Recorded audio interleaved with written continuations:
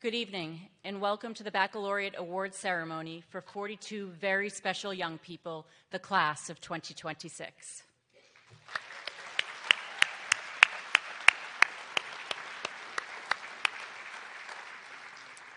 Well, at tomorrow's graduation ceremony, we will officially recognize and honor each member of the senior class for their total body of work at Eagle Hill.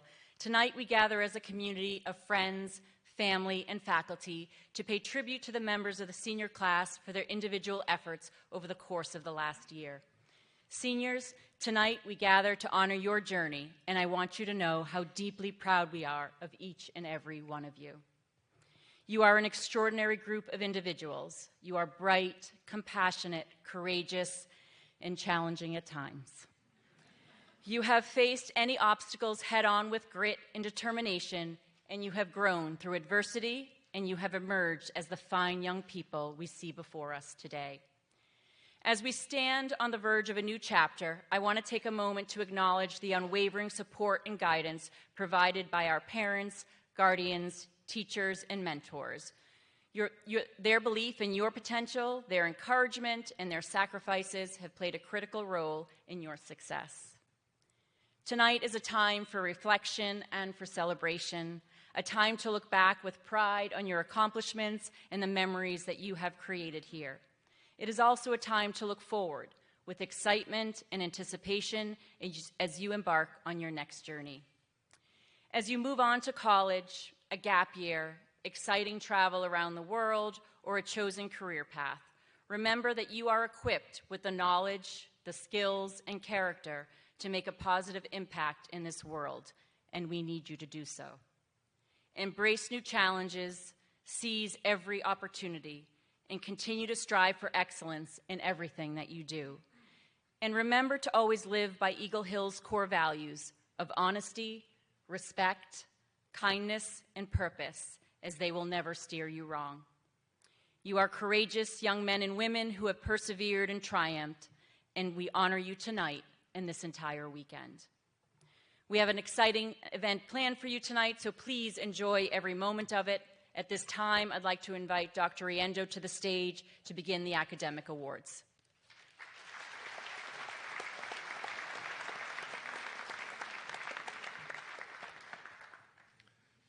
Hi, everyone. As Erin said, we're going to start with academic awards and do that in the way that we do most things here, which is by honoring individuals. So what I'll do is ask each advisor who has senior advisees graduating to come to the stage and to present awards to each of their senior advisees. I will try along the way to explain awards that you're seeing presented. And if I fail to do that, you can raise a hand and yell at me, or just yell at me, which is also fine. So we'll begin with Mr. Moreland, please.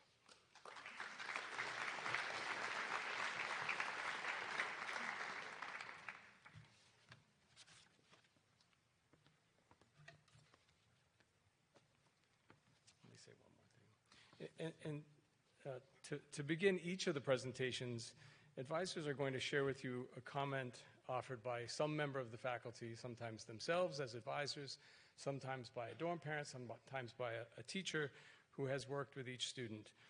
You'll also see students will get a folder with comments from every one of us who have found a moment in the last month to give a parting comment, to say something that we remember from 4 or 5 or just 2 years ago, or to wrap up 4 years worth of effort and striving and accomplishment in one parting note. So advisors will share one of those, but please ask students to see the full folder that in most cases includes, a dozen or 15 or more others of the same sort. So again, Mr. Moreland.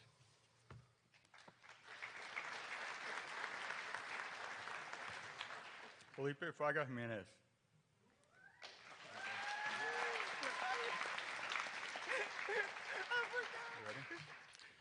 Congratulations, Felipe.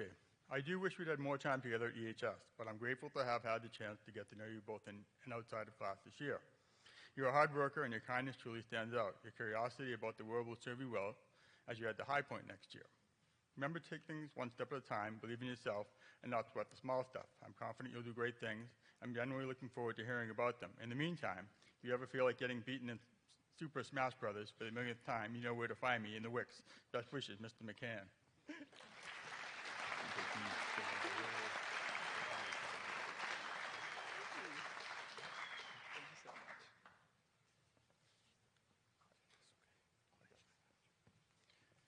Gordon Humber.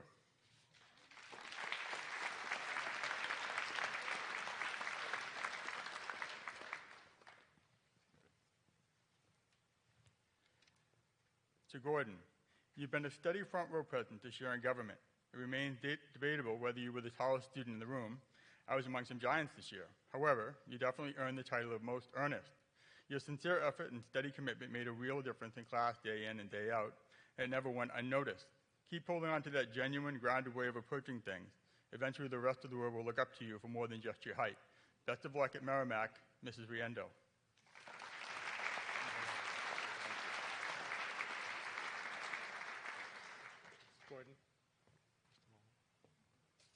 Gordon also receives a stole recognizing his part in being one of the members of the core here. Being a core member means representing one of those 4 core values that you've just heard rehearsed this afternoon. So Gordon will wear this tomorrow in recognition of his membership in that core group.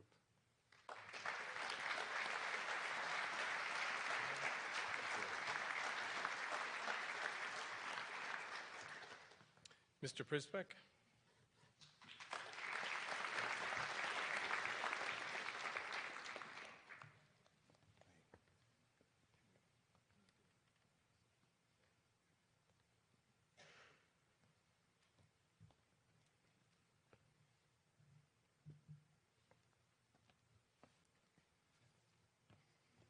Owen Corsetti.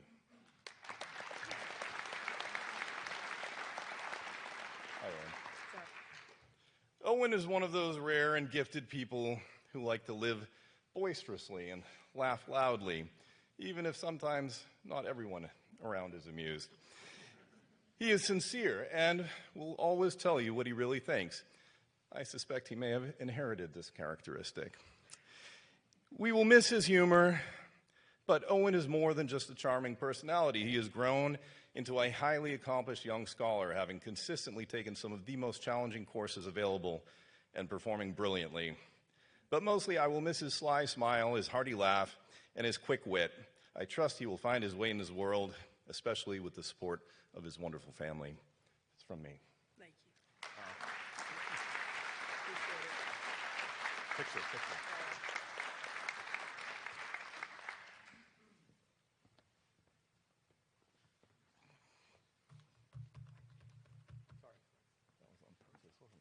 Everything has been rehearsed.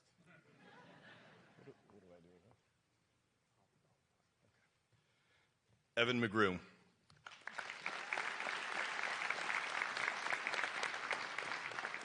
Hi, Evan. Right. When you work with teenagers, you hear a lot of squabbling, bickering, and arguing. If you're lucky enough to work with Evan, though, you will also hear a confident, mature voice of reason intervening to bring order from the chaos. Evan is a budding entrepreneur who specializes in applying his keen intellect to thinking outside the box. Add to that Evan's mastery of the technical and mechanical, honed in robotics competitions. A master of technical skill and innovation, Evan has also faithfully assisted Mr. Mercier and Mr. Shaughnessy. I'll never forget the time the Wi-Fi was knocked out all over campus, and Evan somehow made it work again in the Wicks. I still don't know how you did that. Most important to me, at least, though, are Evan's eminent decency and good nature, his sense of fairness and kindness. This place won't be the same without him. It's from me.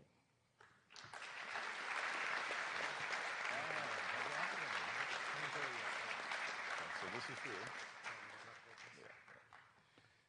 Evan will also receive this pin in recognition of his service award, which is awarded to those students who do more than 100 hours of community service.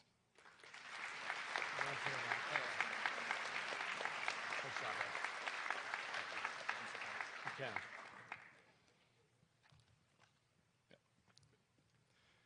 Aaron Fisher.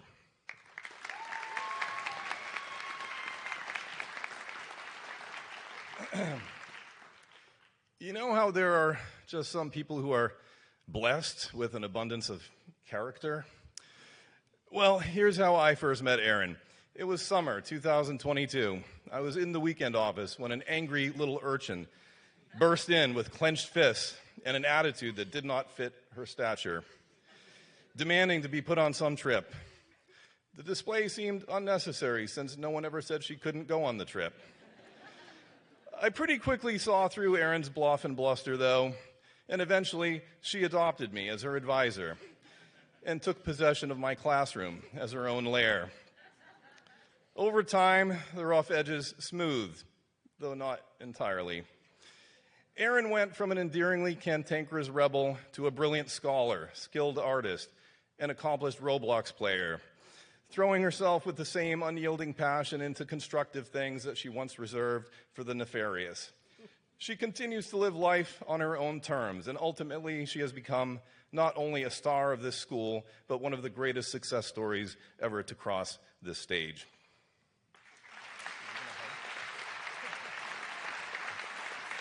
I probably just got makeup on you. Yeah. Mr. Blaze.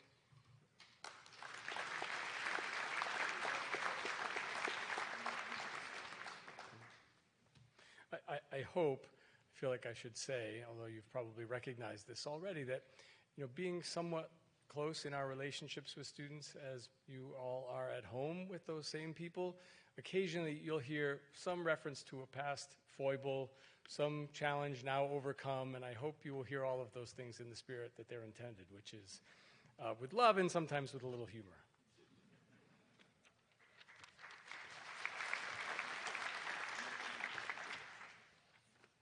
Zachary Davis.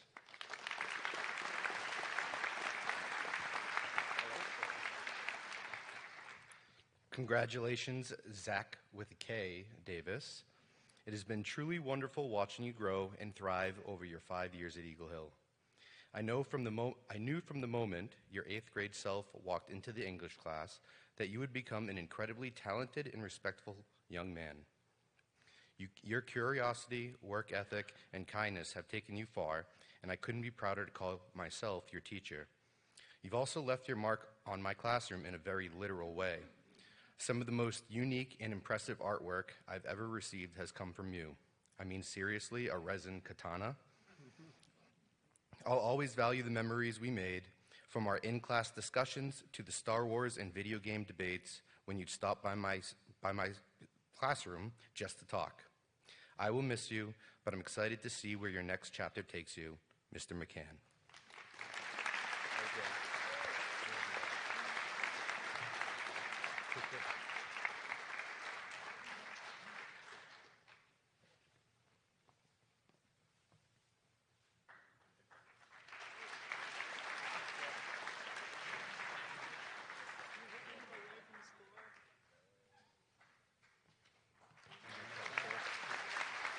Zach received the core, stole.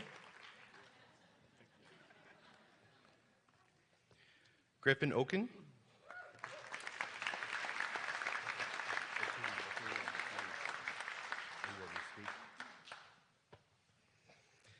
Griffin, I have a lot of fond memories of working with you on the ropes course these past couple of years, many of which involved impromptu songs from musicals sung far too early in the morning.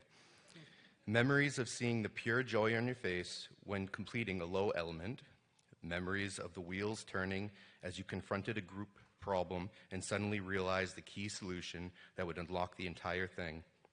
Memories of your growth and confidence as you took one step after another while traversing the wires. Life is a lot like that, a balancing act where every step takes you closer to your goal and yet carries with it the threat that you might fail and fall with embarrassment.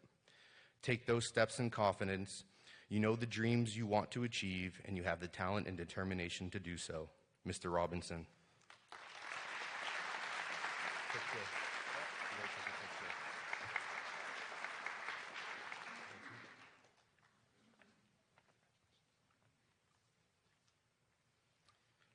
Ethan Starr.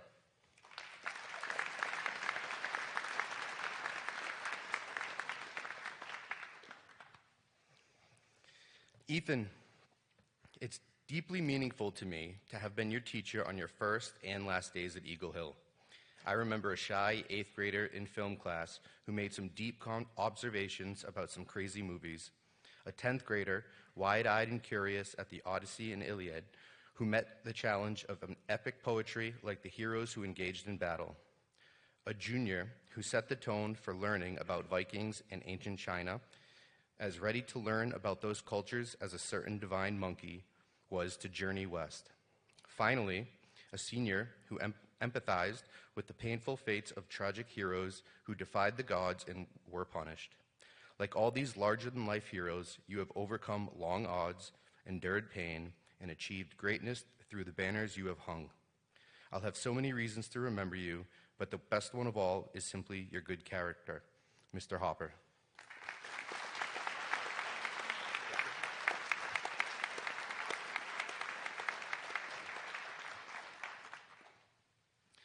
Liam Wallace.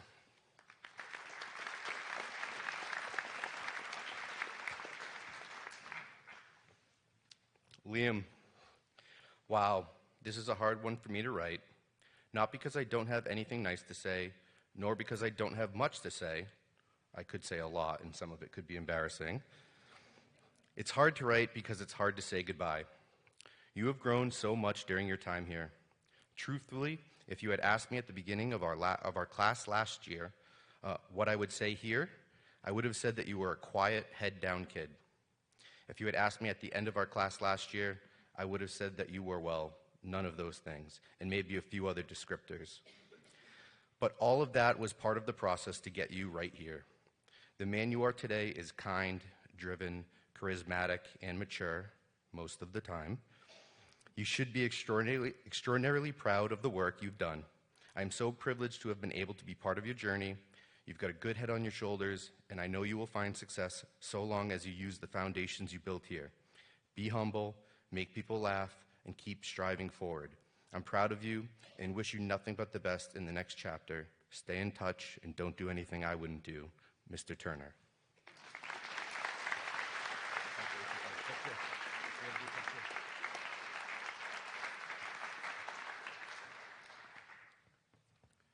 Mrs. Cranford.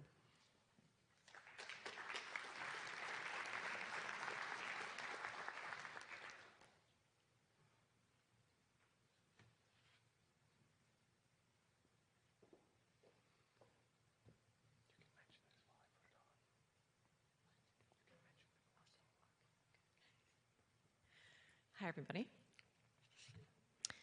Mady Brown.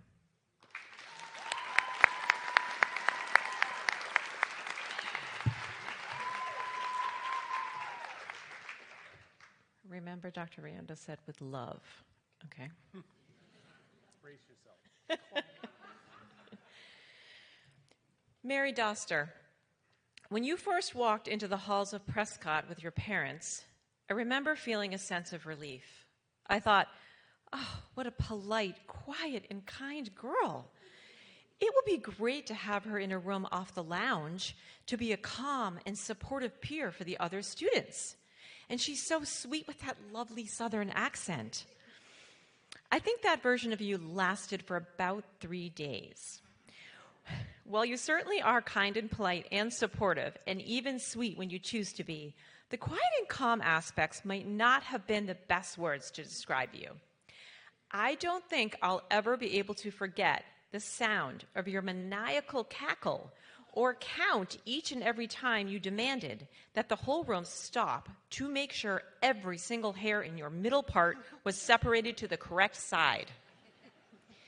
You were never afraid to run through the hallways or learn a new choreographed dance or run out into the snow in bare feet. In particular, I remember the time you had the bright idea to prank call your father on April 1st to tell him you got a belly button piercing. But because of the classic Prescott phone reception, the call dropped before you could tell him you were kidding. I still start to panic just at the memory of this. But along with this wild sense of adventure, you also had a strong protective side. I was afraid for some of the students, and honestly some of the faculty, who got on the wrong side of Mady Brown. The girls in Prescott knew that if they needed support, they could always find Matey's door open. That is, until I put a sign on the door to say, your counseling was not in session during study hall hours. Matey, watching you grow and become a confident, strong, and responsible version of yourself has been a gift. I'm so proud of you and the fact that you don't even care about having that perfect middle part anymore. Good luck on your next adventure, Miss Matey Brown. Miss A.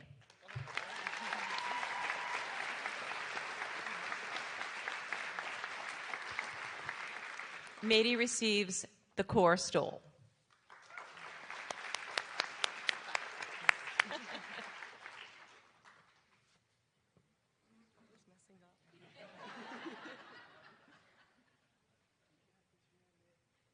Okay, I got it. You got it.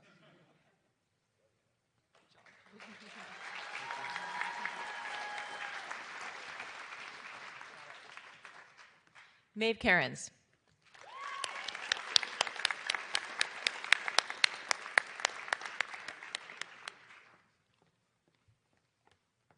Maeve, is it time for you to graduate already? I feel like you just got here. And well, you sort of just did. However, in your 2 years here, you made a remarkable impression. Your peers, teachers, coaches, and so many others benefited from your presence, your drive, and your leadership. I think I speak on behalf of all these groups when I say we are so proud of you. Your growth during the time here was monumental. In the classroom, on the soccer field, you started out a little timid, a little unsure, but it was like a switch flipped midway through your junior year. All of a sudden, you were analyzing, arguing, and so confident. You grew so much as a writer and reader.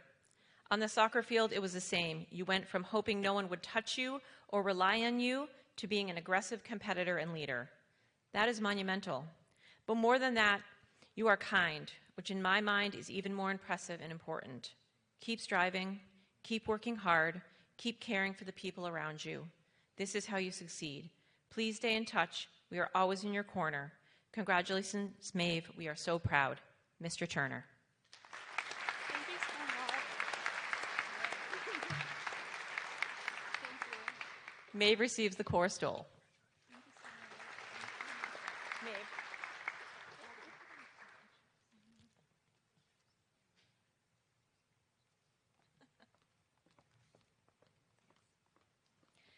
Christopher Toda.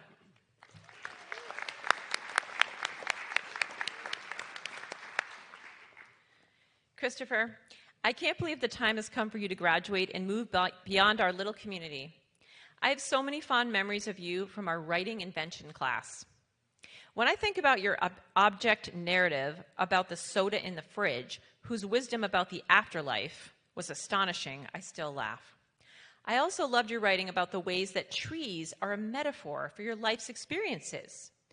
I won't rewrite all of what you said, but I particularly liked when you said, "My friends and family are like the branches.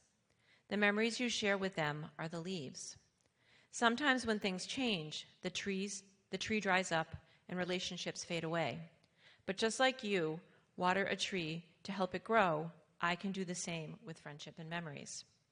So even if things get tough, I have the power to make those connections strong again and keep growing in my own way." Your words seem ever truer now that you are once again leaving your friends and beginning again, replanting yourself in a new landscape. I hope you remember your own wisdom, something you knew to be true from the bottom of your heart, and know that you can always keep those memories alive and add new ones to the branches. Believe in yourself, keep striving for growth, and know that this place will always be part of your roots. Please keep us posted on all the adventures you have next year and beyond. Congratulations, Mrs. Geary.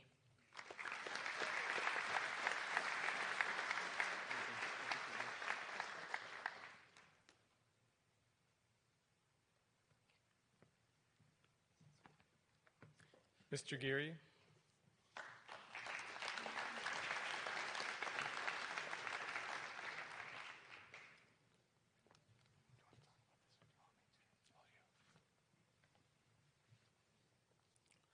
David Ford, shoot.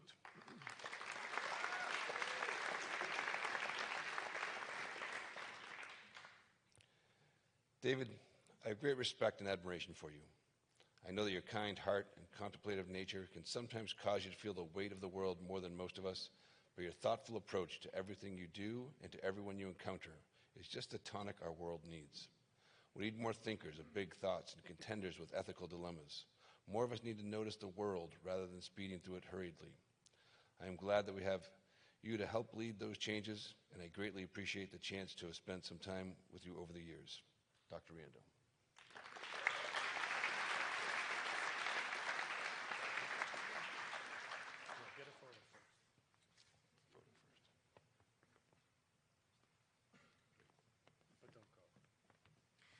David is also the first of 4 students who will receive the International Baccalaureate medal, signifying that each of them, and in this case David, has met all of the requirements for the International Baccalaureate diploma. 2 years of study, rigorous study. I think David will attest to that, even today.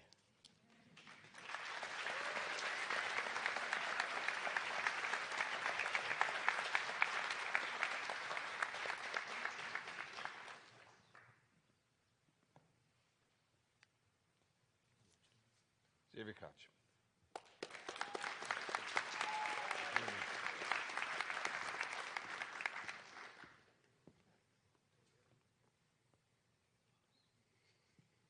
Xavier, do you know how envious I am that Mr. Hopper had the privilege of teaching you language and literature these past 2 years? Clearly, he was doing an excellent job educating you. You developed all sorts of interesting and complex ideas about the text you read with him, but I can't help wishing that I could have plucked you out of his class and transported you into mine. It's not just your ideas and your academics that make you a joy to almost have in class, Xavier. It's the motivation you wield to move those ideas to completion. Your work with me on your assessments, the speech you asked me to edit, and your overall approach to the humanities makes me certain of the goals you will achieve once you leave Eagle Hill. Now, I realize I'm writing to you as a graduate and as the college-ready, competent, and capable young man I know you to be. So let's rewind 5 years. You'll agree that you were a very different boy when you arrived at Eagle Hill.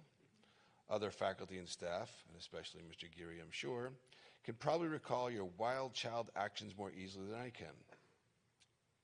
However, I know it takes grit to start somewhere new in the 8th grade. It takes even more grit to recognize that you have some growing up to do, some academic work to accomplish, and some goals that are not quite yet in reach.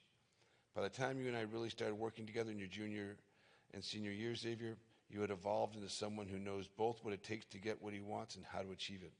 You've always been smart, hilarious, thoughtful, energetic, and even a little wily. But now, you're also more accomplished, motivated, measured, patient, and grateful. Your maturity and your efforts make me grateful to have known and worked with you. And it's with all happiness and no hesitation that I see you off into the world. Congratulations, you're going to crush it, Xavier. Ms. Gray.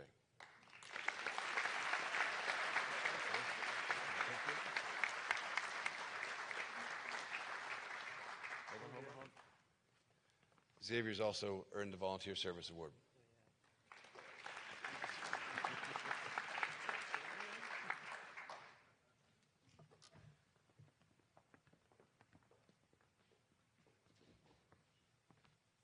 Mrs. Groner.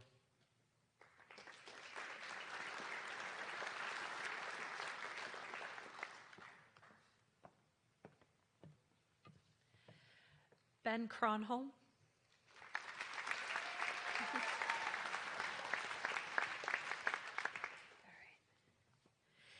Ben, you are a shining example of the kid who showed up senior year and promptly made all of us wish you had gotten here sooner. Intelligent, creative, kind, and funny, your presence on this campus only lasting a year is sort of unfair, to be honest. You made a big impression in a short time, and I am so very glad that I got to be part of your brief EHS journey, both for the opportunity to experience the good human you are and for the benefit of being able to read your skillful and entertaining writing projects this year. Good luck in your future, and please do keep us all posted on your next adventures. Mrs. Bonica.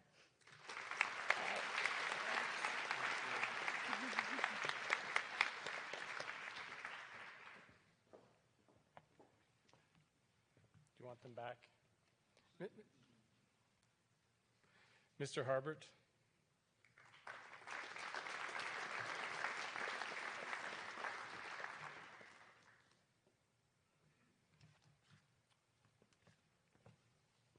Will Dillon, please.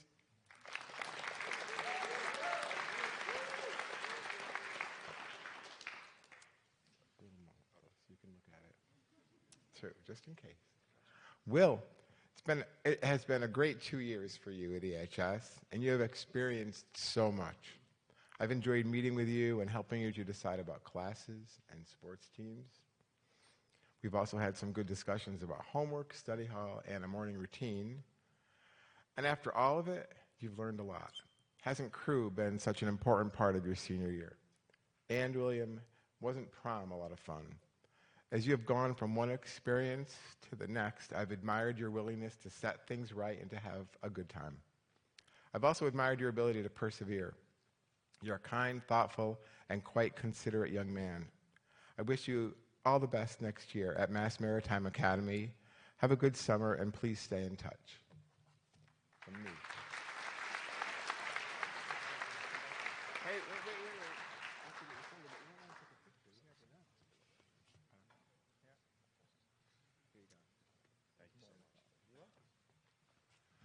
Jacob Wolfstadt. Thank you. Wow, Jacob, huh? Jacob, your indomitable, goofy good nature will be missed here in Hardwick as you make your way as an actor. Even in the most stressful of moments, some of which I imposed upon you as a writing teacher, you managed to react with a characteristic twinkle in your eye. A roll up your sleeves and get it done attitude, and plain hard work. I can't think of a profession that will demand more of those capacities than acting. For many of us, the inevitable disappointments that I imagine aspiring actors encounter would be demoralizing, even paralyzing. But I am supremely confident that you will make your way through a minefield, skipping lightly, emerging on the far side in fine form. I wish you all the best, Jacob. Dr. Riendo.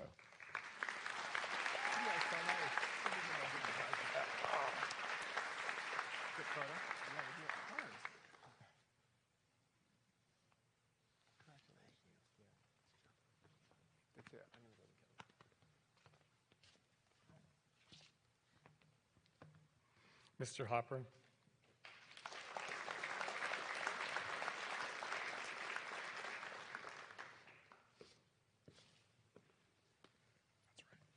Griffin Cronbach, please.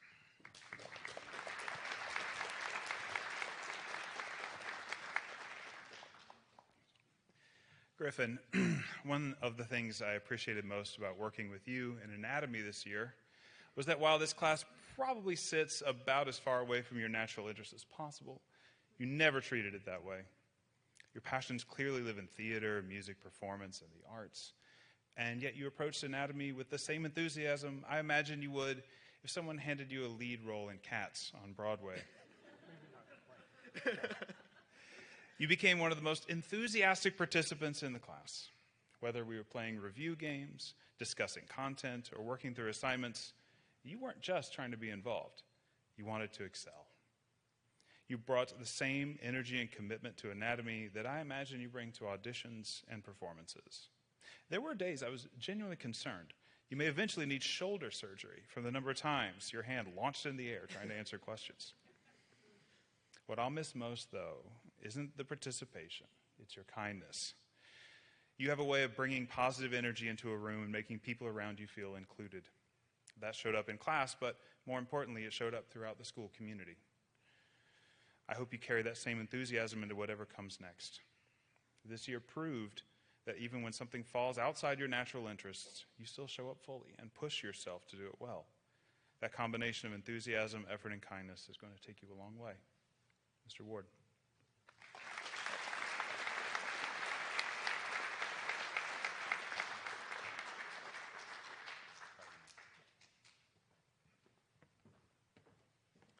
Mr. Konozik.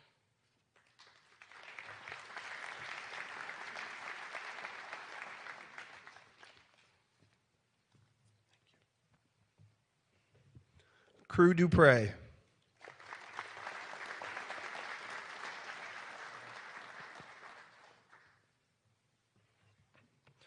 Crew, I want to wish you the best of luck next year at Marshall.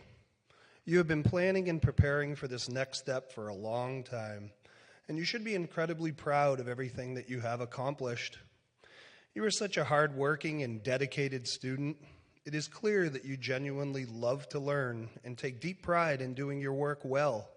That is a truly special quality. Thank you for always finding your own ways to support me and help others in class. You certainly keep me on my toes. I am so sorry that your injury cut your time with Ultimate short this season, but I've been glad to see you rolling in on your scooter and still making the most of everything. He even rings a bell when he's going by. It's awesome. I am glad that I had the chance to see you run last fall, whether on a school team or a club team for fun. I can see you keeping active. It is a nice bookend to all that brain time. I hope you find an equally active crew at Marshall once you are fully healed. There are so many wonderful opportunities ahead of you as an on-campus student. You'll have extra time for late-night studying, long, leisurely breakfasts, meeting up with new friends, or maybe even a morning run before class. To quote Dr. Seuss, "Oh, the places you'll go."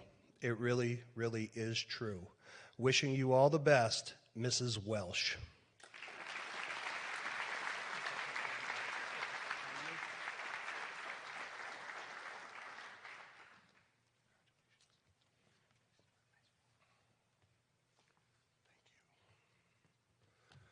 Martin Olson.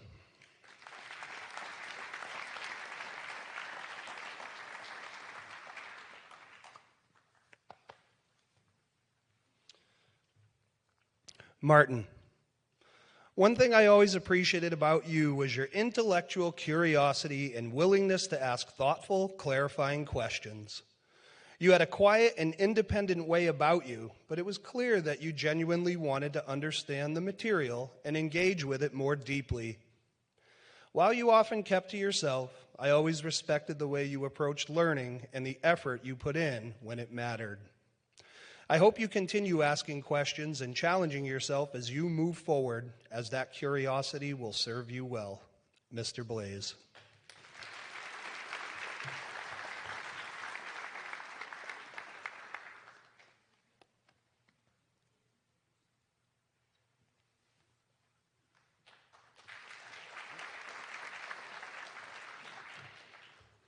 Hugh Saunders.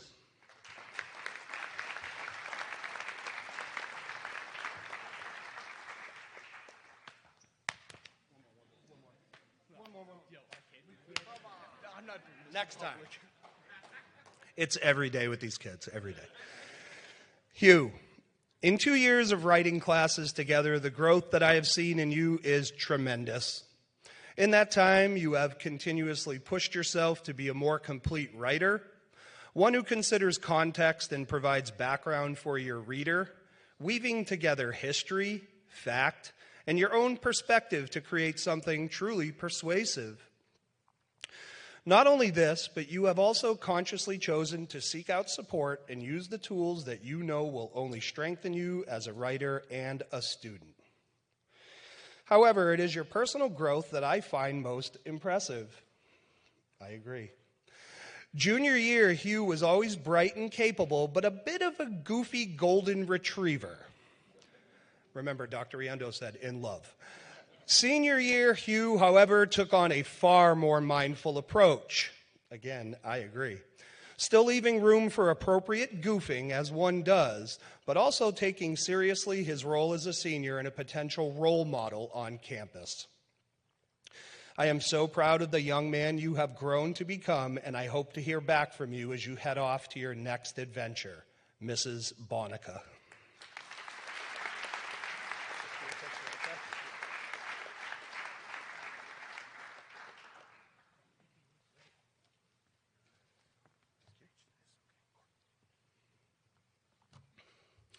Jackson Warrius.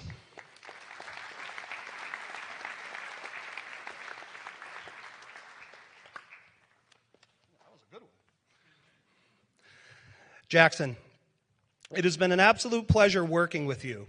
and I feel incredibly lucky to have had you as an advisee. I feel now that I've gained a friend for life. We shared a great relationship, and I truly learned a lot about you over the years, and what I learned was all good, which is rare. It has been amazing to watch how much you have grown, both as a student and as a person, and how much you have learned about yourself along the way. I hope you took a lot of lessons from me about school and life through all of our chats. But I also hope you didn't take too many lessons from me when it comes to golf, though, because you're clearly so much better than I can ever dream of being. Trying to learn golf from you was a bit like trying to take piano lessons from Horowitz mid-concert at Carnegie Hall while still figuring out where middle C is. Honestly, I was just trying to keep up and not embarrass myself. But one thing that stands out just as much is the fact that you never once embarrassed me or my son Caleb, who you were nice enough to invite, on the golf course. In fact, both you and your dad went out of your way to help us improve, which really speaks to your character, especially when you had to lug dead weight around your home course. All kidding aside, you got so good at the game due to your dedication, much like in your academic classes. At times, I actually genuinely wondered if you had disappeared into the golf simulator entirely, only to realize you had just become one with it. Your dedication, skill, and positive attitude have left a lasting impression, and I can't wait to see all the amazing things you will accomplish at the University of Denver. That was from me.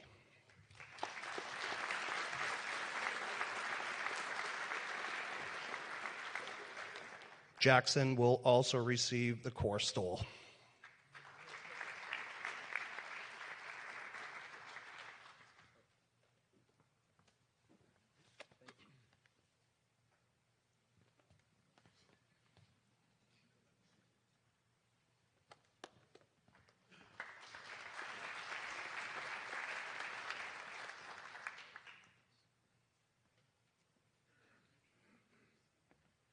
Dr. Kim.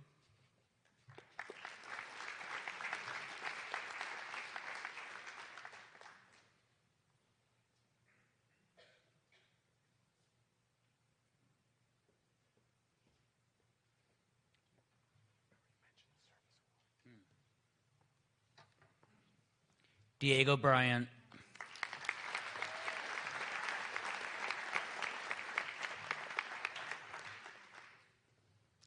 Diego, I can't believe we are here and you're graduating. We had so much fun reading and analyzing poetry together. I will look back on our time fondly and wish you the very best in whatever you pursue once you leave the Hill. I will always be grateful for the kindness and prayers you and your family extended to my family. It meant more than words can express. Fondly, Mrs. Shanks.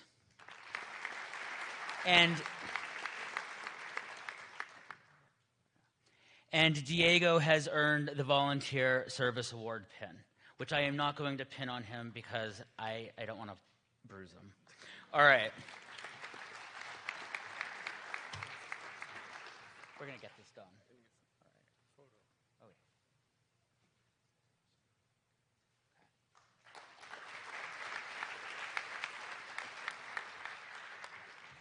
Mr. Kozier.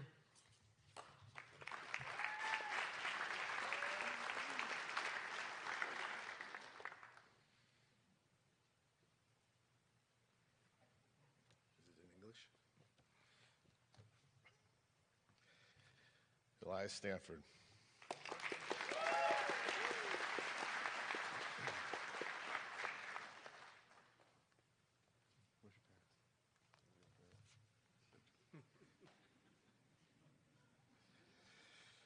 So, as you've heard all these wonderful progressions of your children over the past few years, I feel like with Elias, I have to give you a little background first. He came here a few years ago, not really willing, not really excited, and the first three answers of the questions I gave were no, and I don't know. So I think when I read this, you can really understand the fine young gentleman he's become. Elias, I cannot adequately express how impressive your development is, even transformation has been in the last 2 years. At some moments in years past, I wondered with what degree of seriousness you approach your academic life. You seem to be focused on other concerns that took your attention and your effort. This year in particular, I was impressed by your seriousness of purpose, your genuine engagement with texts and ideas. Every day, I look forward to hearing your reaction to the assigned reading, to witnessing your self-imposed struggle with big ideas and being part of your thoughtful back and forth with the rest of us in class. This, Elias, is a sort of dynamic that will make it a joy to read and talk with you, and I know it will serve you well as you're heading off to nursing school next fall. All the best. Mr. Leander.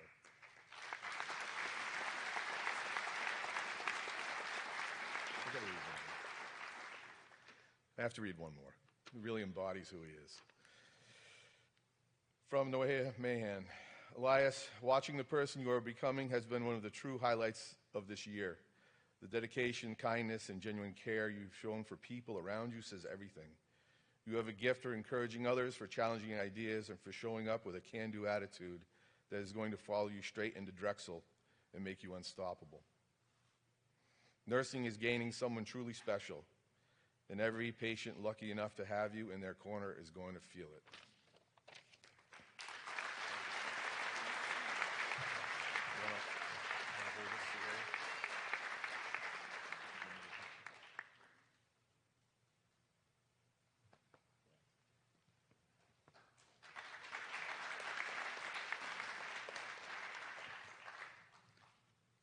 Dr. Leahy.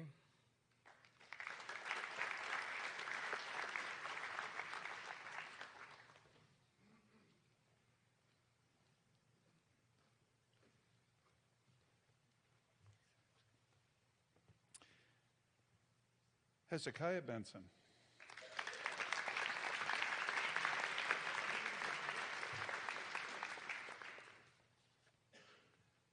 Yours is 2 pages, I'm sorry. Hezzy, when I met you, I met a young man who was deliberate in his speech, in his pace, in his responses. Everything was measured, everything was carefully thought out. So here is Hezzy, new school, new buildings, new students, new courses. First day, I want you to imagine the stress levels running through Hezzy back then. On his first day of school, I get a notification that Hezzy is going to have his picture taken. Makes sense, no worries. The time arrives for his photo. His teachers know he's released for his picture. About 15 minutes later, I hear a page for Hezzy on the intercom, looking for him. Oh dear, he got lost. So I take off out of my room to help find him, and calmly, relaxed, measured, I see Hezzy coming back from across the quad. It looks like he may have come from the photo booth. Not so much, no. See, Hezzy had asked for directions and was told by several people, down the right side, just go through the last door on your right. So he went down the right side of campus and walked into the last door on his right, as directed, into the girls' dorm. Our staff, on seeing a young man walking into the girls' dorm, did their job. They were protective, and like I said, new school, new buildings, new classes, new life, stress levels already maxed out, trying to do as he was told. And now there's a bunch of adults yelling at him. Hezzy might not have been so calm and measured in his response at that moment. I picked up on that fact when I was called later to make sure you were okay.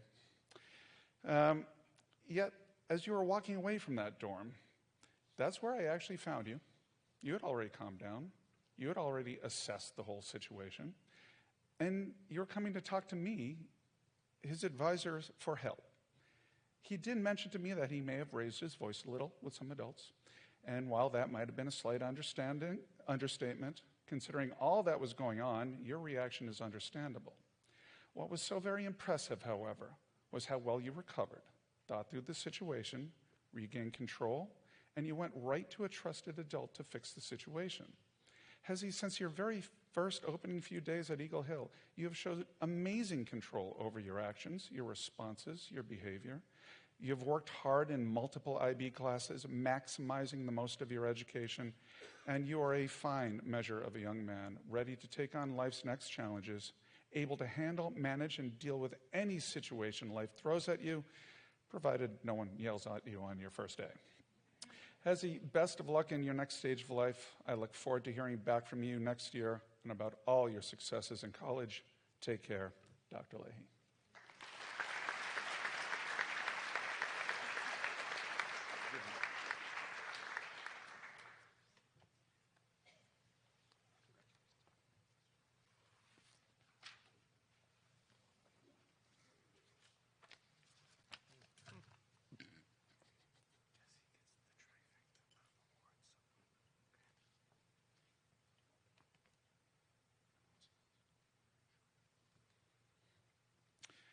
Jesse Kramer.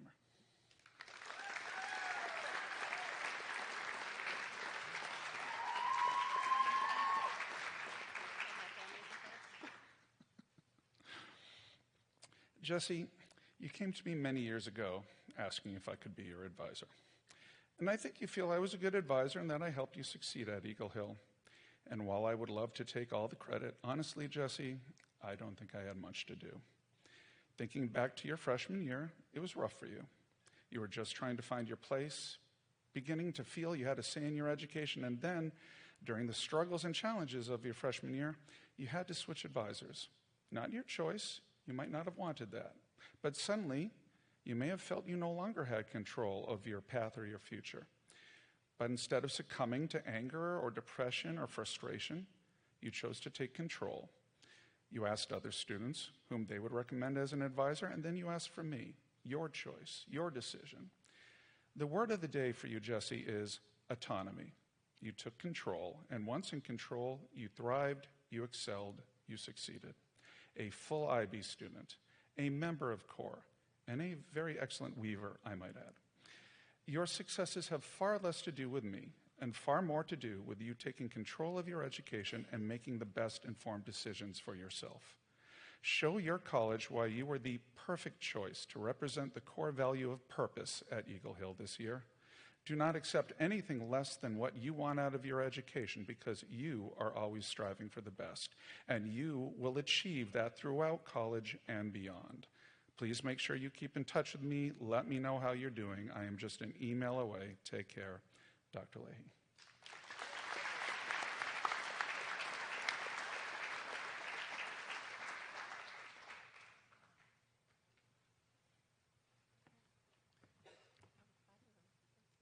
Jessie is also awarded the Volunteer Service Award, the Core Stole recognizing her place among the Core, and the IB Medal for completing the International Baccalaureate program.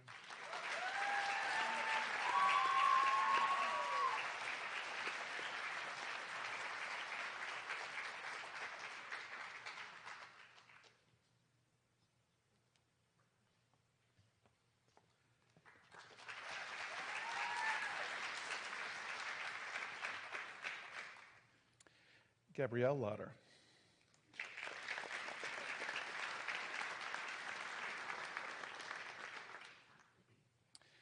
Gabby, you asked me to be your advisor way back during your freshman year, after already having worked with me in like 3 classes in just a year and a half, starting back to your 8th grade summer.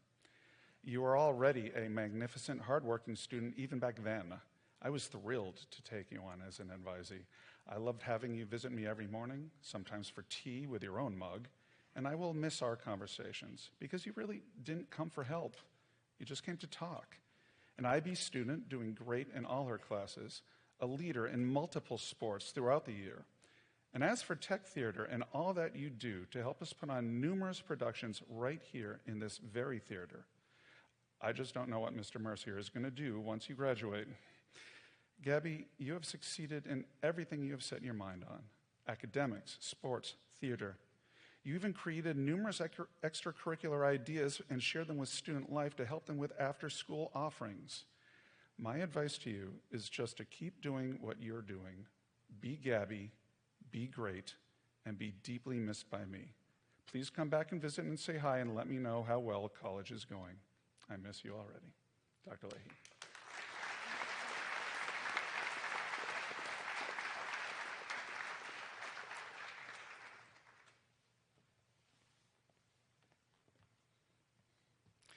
Nicholas Mooney.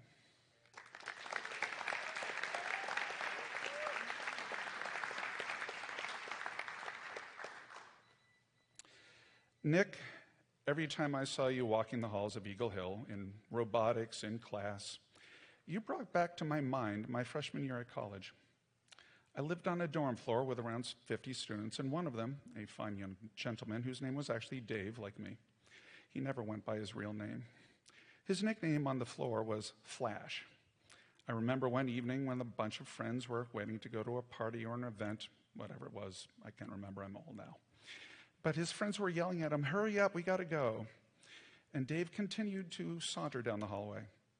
Mosey. He had one speed, Nick, glacial. He moved at his own time. Nick, I have seen you run as much as I saw Dave run all those years ago in college, namely never. I like the calmness. I like the stress management. Just remember that Dave did get to all his classes on time and always stayed on top of his work. Being laid back allowed him to handle the stress better, but so did meeting all of his obligations on time. If you stay on top of your work, your laid-back attitude is a marvelous coping mechanism that I wish I could duplicate. You have shown such amazing ability in engineering, in robotics, in physics. You've tackled IB-level work in history, in biology, and literature. You can do anything you set your mind on finishing. Continue to be the laid-back superstar, my friend. My type A personality is deeply jealous. Stay on top of your work, and you're going to be truly a magnificent success. Take care, Dr. Leahy.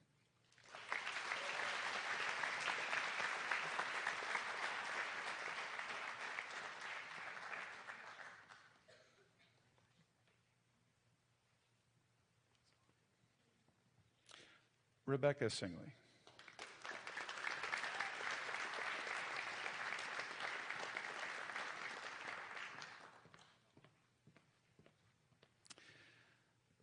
Becca worked with me in physical science class her freshman year.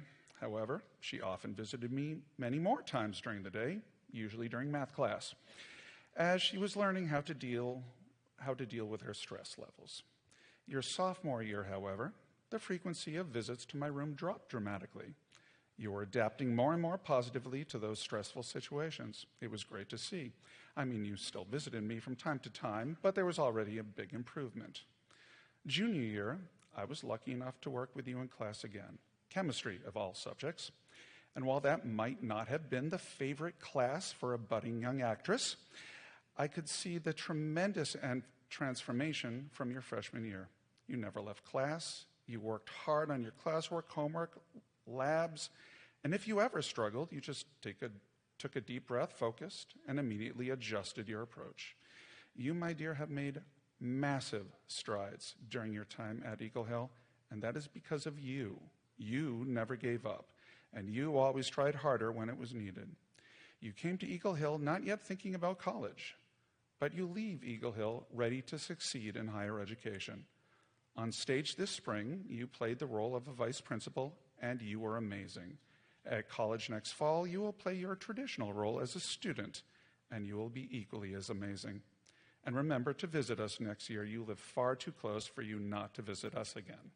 I will miss you, Dr. Leahy.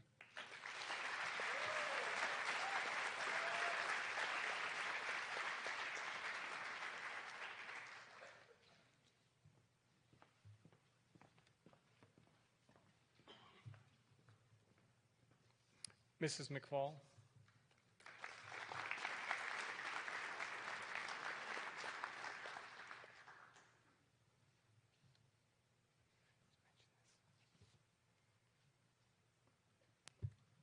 Sam Ruggles.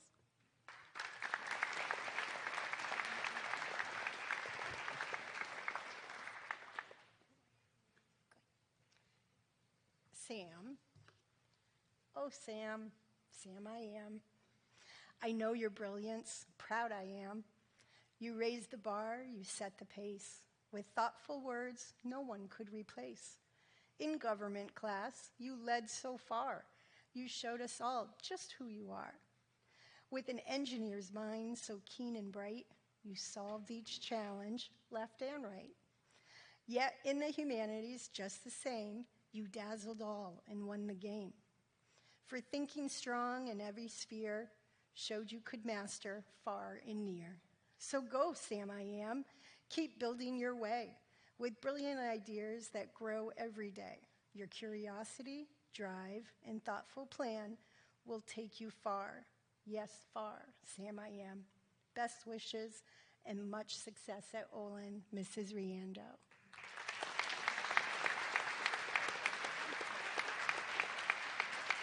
Sam is a recipient of the Corps.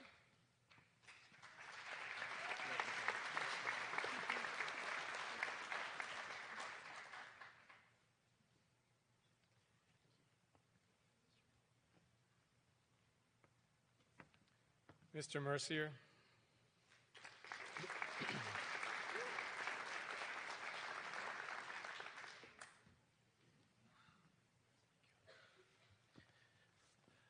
Charles Knickerbocker.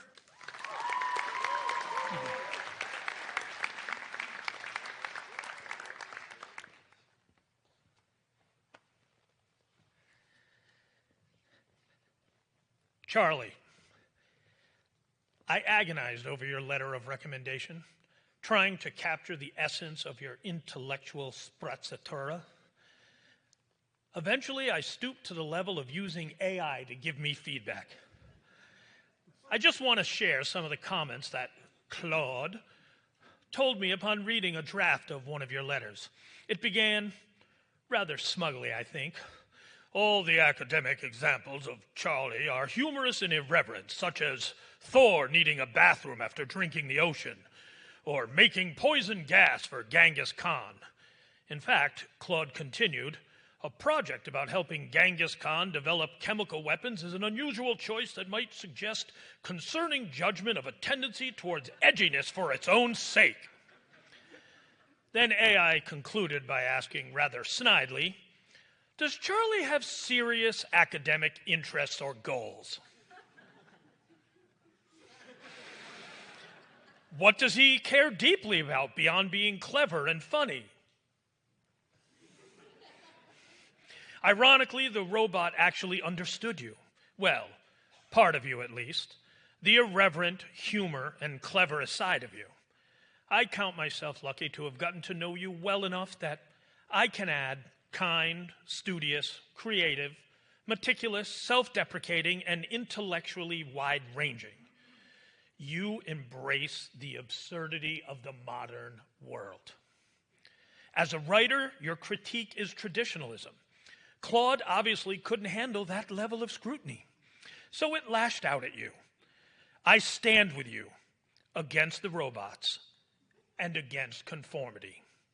Keep being you, always. Mr. Hopper.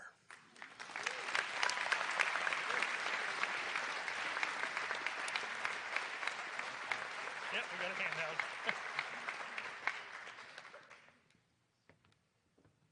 Dr. Raymond.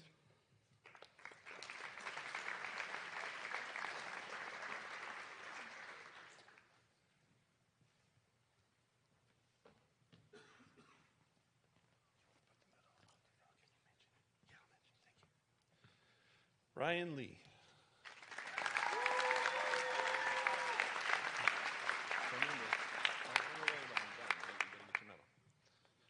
Ryan, I know I've said this 1,000 times, but here I go again. I will never forget your first weeks on campus. Sad, worried, frustrated, tired, and then everything changed. You found your way and your people here on the Hill. Ryan, I have truly enjoyed being your Spanish teacher. You have shown excellent language skills, but above all, you have revealed a kind spirit and a respectful character. I also appreciate the times we had our differences, because we always talked them through and came out stronger. Please come back and visit. I would love to see where life takes you. I am sure it will be somewhere amazing. Hasta luego, Ms. Lucic.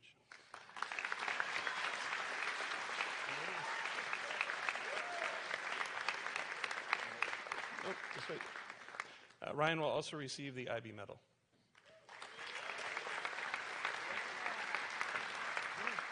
Right for the tip, you got to pause for applause and look right there. Good job, dude.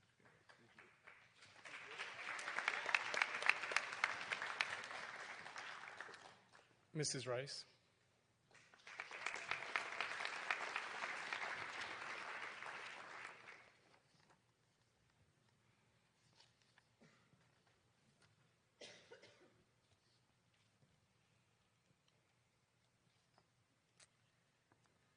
Claire Lalonde.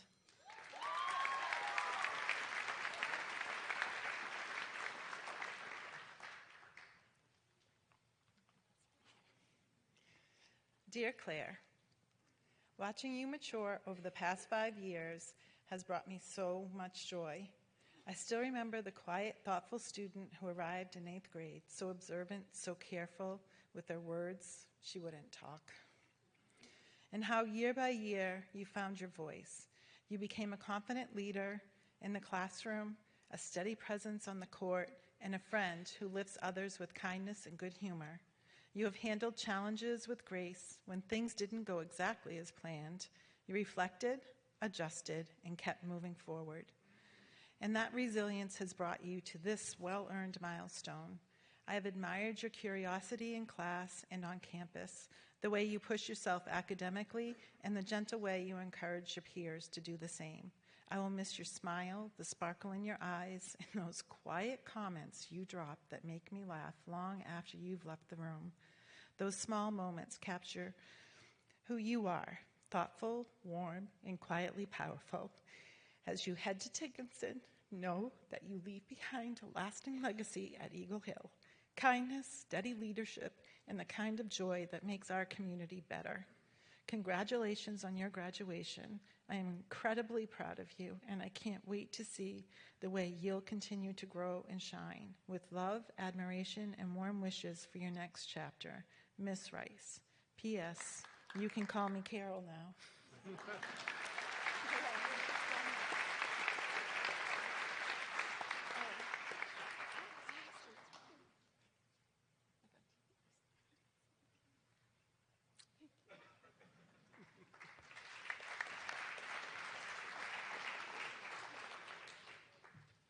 Mrs. Riendo.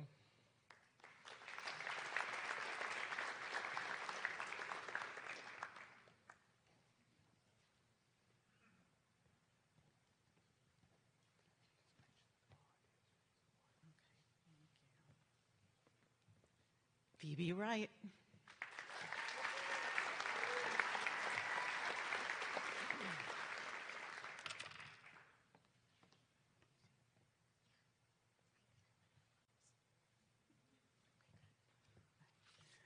Phoebe, look at you.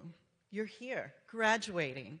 You've worked so hard to get here, done so much, and come so far as a student, friend, and human being. What can I even say here that won't be said by so many others?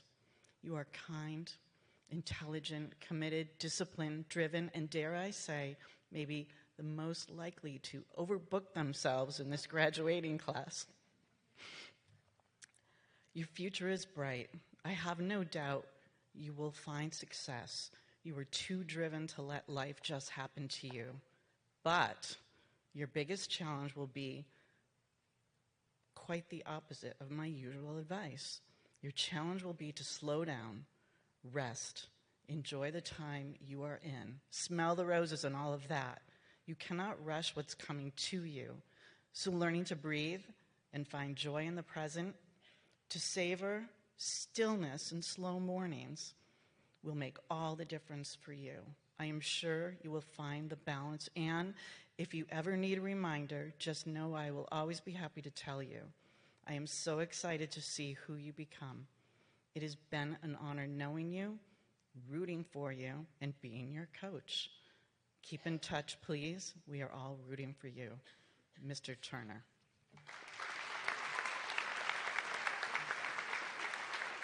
And Phoebe also receives a medal for exceeding 100 hours of community service. Okay.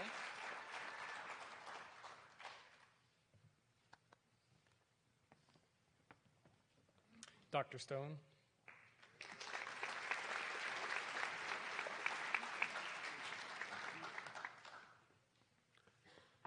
Jasper Dolan.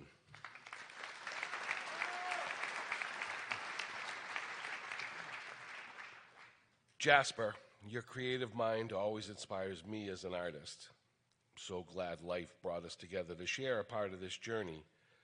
You have such a calm, solid mindset, and the perspectives you shared have taught me so much, especially how to be more confident and hold on to a belief in what we love. I wanted to share advice to prepare you for the real world, but I realized you were already prepared. It's only a matter of time before you reach your goal of creating a platform for the world to enjoy great art and energy. Can't wait to see what you do next, and I'll be working to improve myself so I can keep up with you when we cross paths again. Looking back at these 4 years, I'll always remember when you said, how many people have had conversations like the ones we've had? You are a true friend. Thank you for everything. Stay in touch, and let's make more art together. Mr. Gua.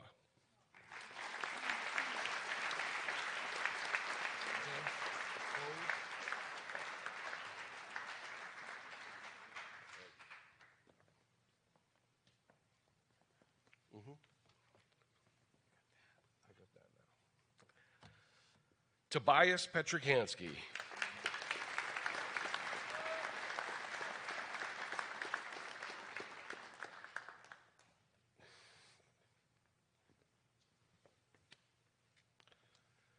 Toby, don't worry, your secret is safe with me. You do care. It would be so easy to define you by what's visible: an accomplished wrestler, a fashionista, a hip-hop head. But what I have seen, or rather what you have chose to entrust me with over the last 2 years, is that you care deeply. You look out for your friends and teammates. You take pride in your work, and you want to be taken seriously. You want to make your parents and your mentors proud. You aren't finished with making a beat when it's done, but only when it's perfect. You've been a big fish in our little pond. Now you've chosen to jump into an ocean that is Auburn. It might be scary, but you've got the skills and the drive to swim far. We believe in you, Mr. Hopper. Toby also gets the pin for over 100 hours of community service.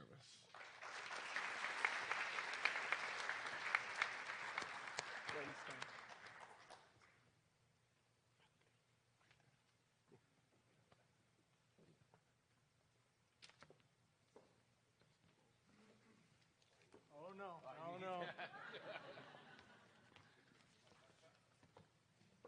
Mr. Ward.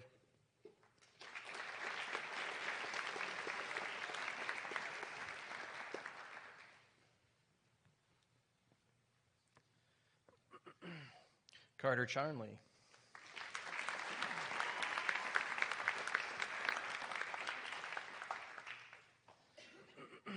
Carter, I think it's fitting that the song Smooth Operator is forever going to remind me of you.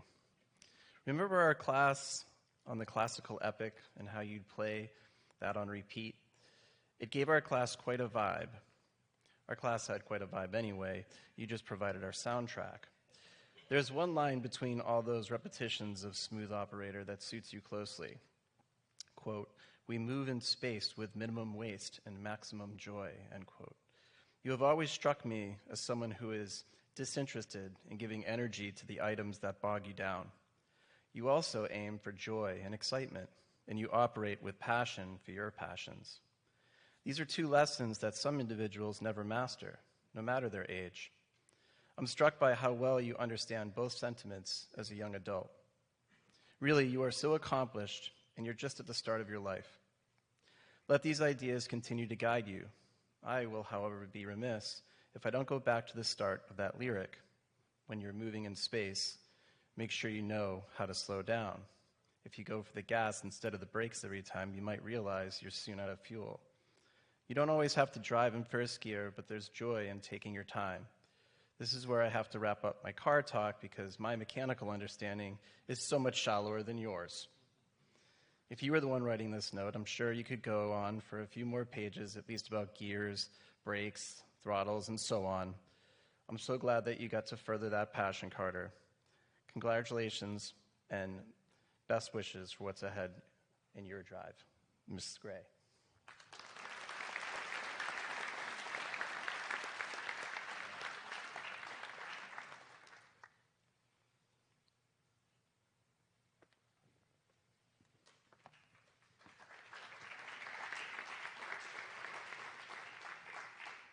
Ms. Whitaker.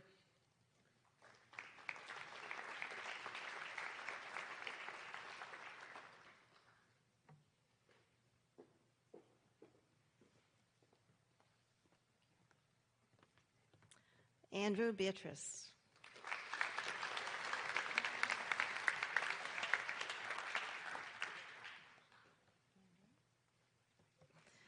Andrew, my greatest friend you are, as you so often reminded all of us, a nice guy. Beyond that, though, you are a scholar of unusual caliber. It has been a joy to read and think with you in our classes together. Your knowledge of history, literature, and politics is remarkable and supports an understanding of big issues and ideas that is uncommon for someone, I'm tempted to say, of your tender years. The truth is, though, that it is uncommon for those of any age, including those of us whom you consider antediluvian. My fondest wish is that you will someday run for federal office so that I will have the honor of casting a vote for a candidate I can unreservedly endorse and admire. I wish you all the best at Bucknell, and as you take your campaign to Pennsylvania. Dr. Riendo.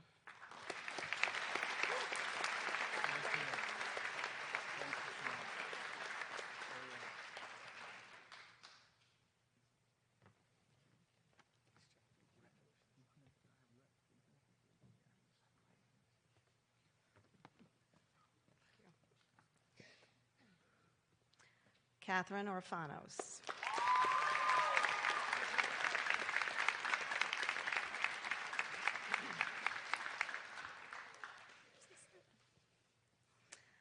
Catherine, I remember the shy and anxious young woman who arrived on campus 4 years ago. Back then, you were quiet, cautious, and preferred to keep to yourself. It has been such a joy to watch you flourish in every area of campus life over the years. You blossom socially and are now always surrounded by friends who clearly value and appreciate you. You stepped outside of your comfort zone in so many ways, from swimming to managing lacrosse, showing courage, commitment, and resilience along the way. I'll be honest, the word that came to mind when I first met you was cautious. Today, the word that comes to mind is confidence. Your growth has been remarkable, and you should be incredibly proud of the person you have become. The College of Charleston is lucky to have you. Ms. Whitaker.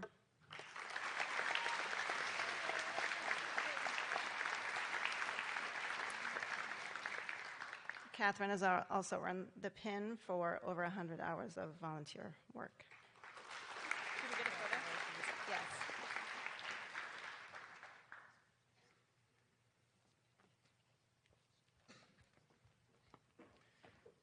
These last two seniors somehow drew me as advisor. You can make whatever you want of that. Frederick Kutrieb.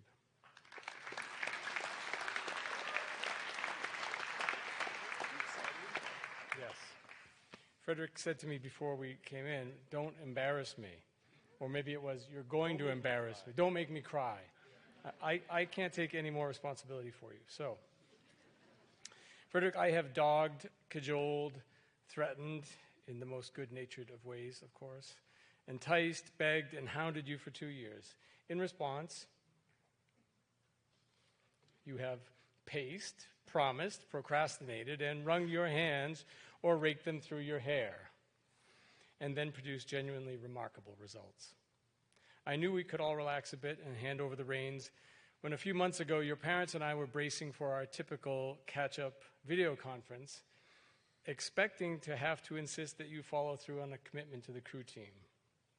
Leading up to the call, history suggested that you would likely be at my door ready with a raft of reasons that your time this spring might be better spent studying or with friends whom you might never see again or contemplating the transition to college. But the moment never arrived.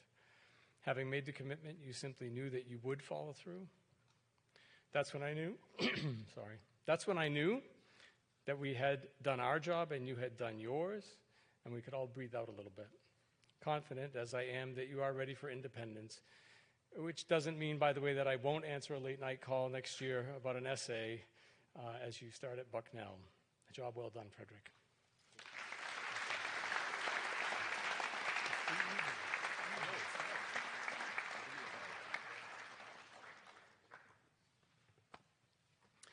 And lastly, Teddy Halpin.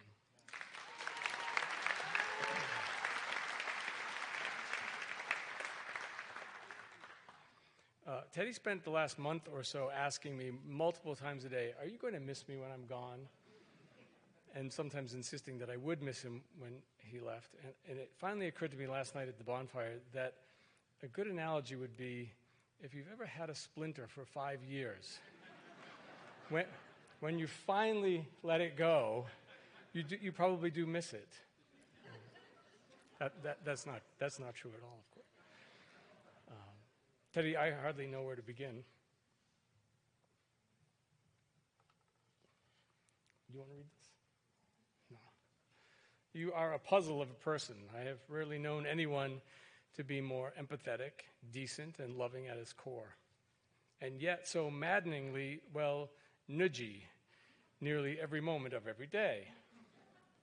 Being just the tiniest bit contrary myself, one thing that I truly love and admire in you is your certainty that you have a truly remarkable intellect, and your inclination to take that for granted and cavalierly to ignore it like it's no big deal, like anyone can do what you can do with a book or an idea in a few spare moments. Defensively, often, just as we are about to say, we've had enough, we've reached our limits, we're done with this silliness, you have reminded us, but you still love me, right? And that is undeniably, but sometimes infuriatingly true. I expect great things from you.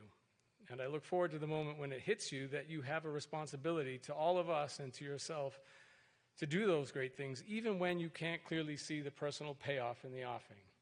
Trust me, it will be worth it.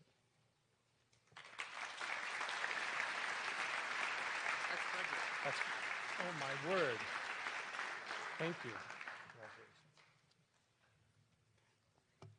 And now, not Teddy as last, but Frederick Kutrieb. In opting for sweat over tears, I forgot to give this medal. So Frederick also receives the IB medal.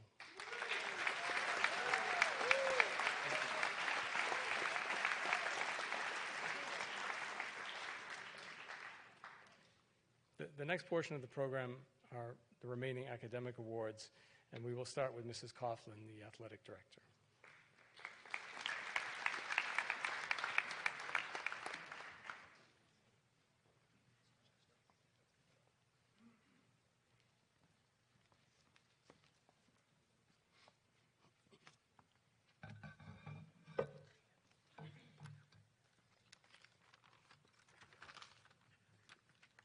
So Coach Kelly and I are up here today, and we are going to be awarding 2 awards. The first one, this Athlete of the Year, has been earned by a young lady who's been here for a few years. I'm going to read some of the comments that have been made by her coaches. From Coach Elkin, she was such a wonderful presence on the lacrosse team this past season. Quiet, fun, and consistently hardworking, she brought a positive energy that made our team stronger every day. What makes her especially impressive is that she came into the season having never played lacrosse before and simply decided to give it a try. Coach was so glad she did. Her growth throughout the season was extraordinary. She approached every practice and game with openness, determination, and a willingness to learn. Whether Coach placed her on offense or defense, she jumped in without hesitation, figured things out quickly, and gave her full effort every single time. Beyond her athletic growth, she was also a supportive and encouraging teammate who helped create a positive team culture.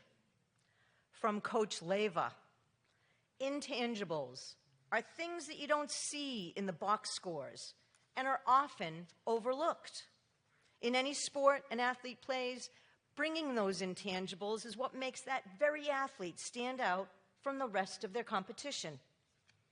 This student athlete epitomizes what intangibles are. She was a big part of why both the girls volleyball and girls basketball teams had their best seasons this year. Last fall, she was instrumental in bringing the girls volleyball program to one of the best seasons to date.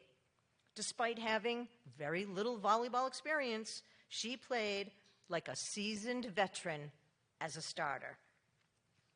One of the Athlete of the Year awards is well deserved, and this year goes to Claire Lalonde.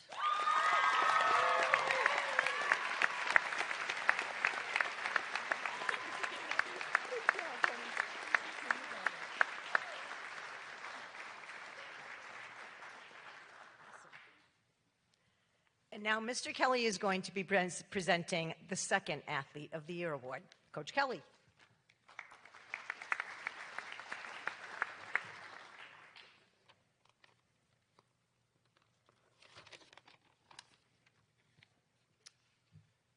Individual accolades often play a role in discussions about successful athletes. In the case of the second Athlete of the Year, the individual accolades are plentiful. During his senior year, the following are all ways that he was recognized. For boys varsity soccer, he was the team captain and was awarded the Outstanding Team Contributor Award. In the SENE, he was All-League First Team, and he was also a New England Prep School Soccer Association Senior All-Star. For the wrestling team, he was again team captain and was again awarded the Outstanding Team Contributor Award. He won 2 regular season tournaments, and he was the EIL tournament champion. He was awarded the EIL Wrestler of the Year award, and then while battling through a very difficult hip injury, he placed 6th at the New England Prep School tournament, and he qualified for the National Prep School tournament for the 2nd year in a row. Finally, in lacrosse, he was team captain once again and awarded the Outstanding Team Contributor. He was named to the SENE All-League First Team, and he was awarded the SENE Player of the Year. With that in mind, individual accolades do not always paint the whole picture. Team success can also play a role. In this athlete's case, all you need to do is go up to the Baccalaureate Center and look to the rafters, and you will understand how successful he has helped his teams to be. In 4 years as a varsity athlete in 3 different sports, he was a member of teams that won 12 different championship banners. And again, while these reasons I've mentioned would certainly suggest this individual to be deserving of Athlete of the Year, there is a final consideration that, quite frankly, makes his championships and individual achievements pale in comparison. The leader that he has become during his senior year is something more important than the elite skill sets he has in the sports that I mentioned. He has developed an ability to model being supportive, an ability to model significant effort. He has very high work ethic. His level of commitment, the sacrifice he shows, and in addition, his resilience, all help make any team he is on a stronger group to be part of. I'm lucky enough to have coached him for 4 years in both soccer and wrestling, and I'm extremely proud and very happy to present this year's second Eagle Hill Athlete of the Year to Griffin Oken.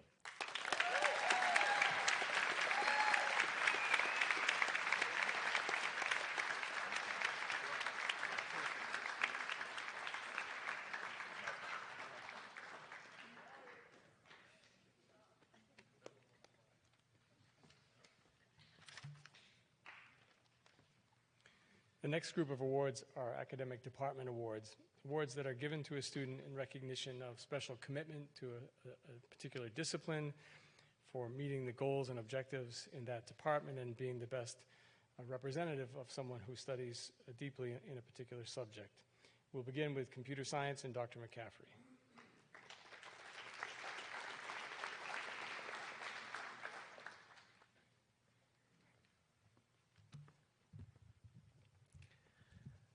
Okay, I want the recipient to be standing awkwardly next to me as I describe him. So Felipe Fraga Jimenez. Please come up.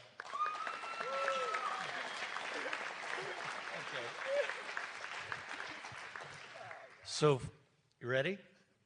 So Felipe has a very curious mind, and he has an incredible ability to notice patterns that most people don't notice. And the example of this, the big example, he's a great problem solver also, is that we've been working on some big global problems on a big 8 by 8 foot by 8 foot whiteboard outside my classroom. And so we were working on trying to design social media apps that would actually be healthy for young people. So for a week, week and a half, anybody in the school could write down what is wrong with social media. And we filled that 8 foot by 8 foot space. And then it was time to take all those thoughts, disparate thoughts, and Felipe came out and he would ponder the board. And very quickly, he condensed it down to make a social media app that built on 4 principles. And he just solved the problem in his design. However, one downside of Felipe is that he has many ideas, and he gets distracted by this one and that one. And I keep telling him, Felipe, this one idea, if you focus on it, could change the world, especially for young people. So, with that great praise, I also offer one caution to Felipe on focus on a one and finish it. So, the award goes to Felipe Fraga Jimenez. There you go.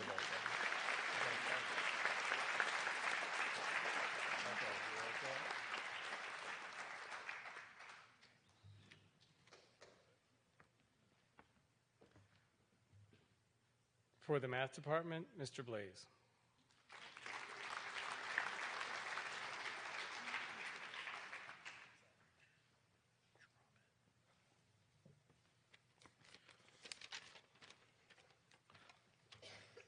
Well, as you can see, these kids are pretty impressive, and the same thing is true in the math department and all the math classes. Many of these kids could have clearly won the award. If there was a number,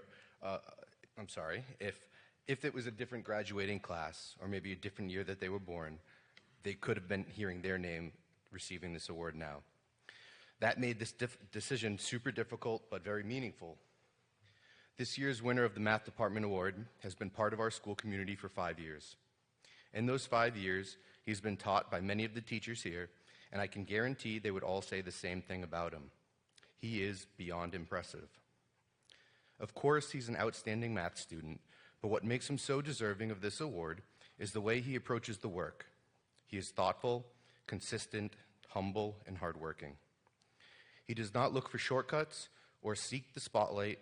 Instead, he brings a steady focus and genuine curiosity to math that every teacher hopes to see. That combination of ability, character, and quiet confidence is what truly sets him apart. In a world full of pigeons, he's a flamingo. Sam Ruggles.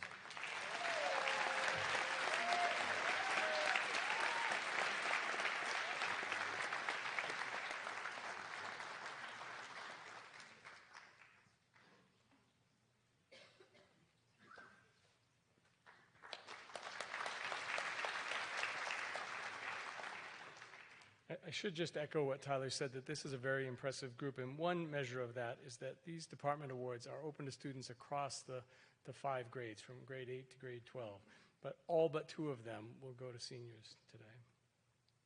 For the science department, Mrs. Groner.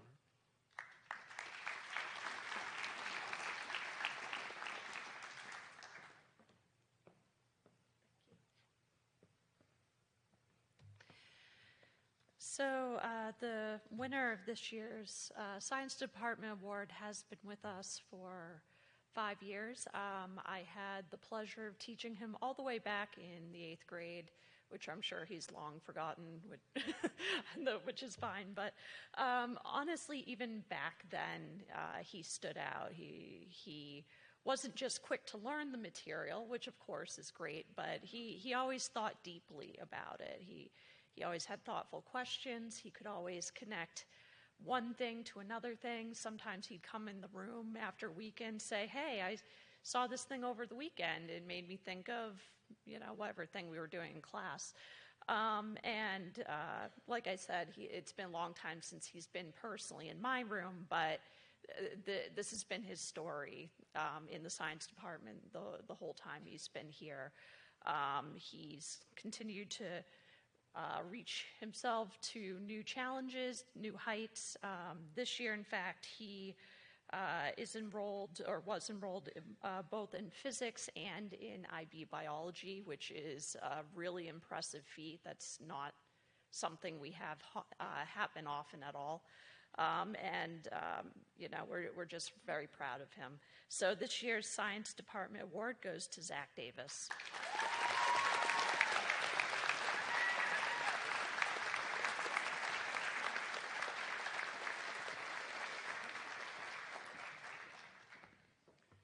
For the Department of Diversity and Social Justice, Ms. Gentleman.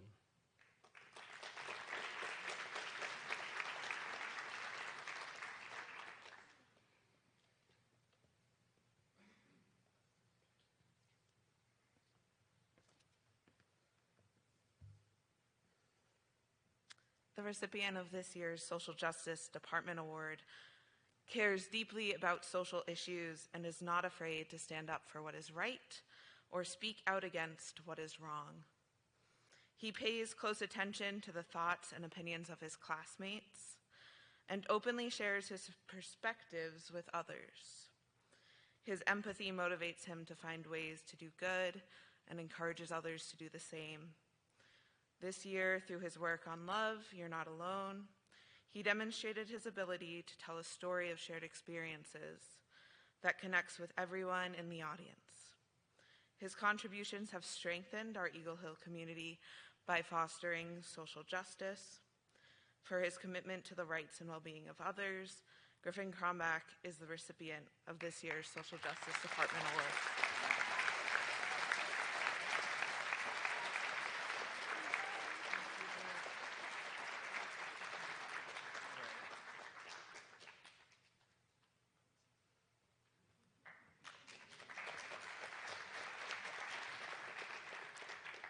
For Visual and Performing Arts, Ms. Riendo.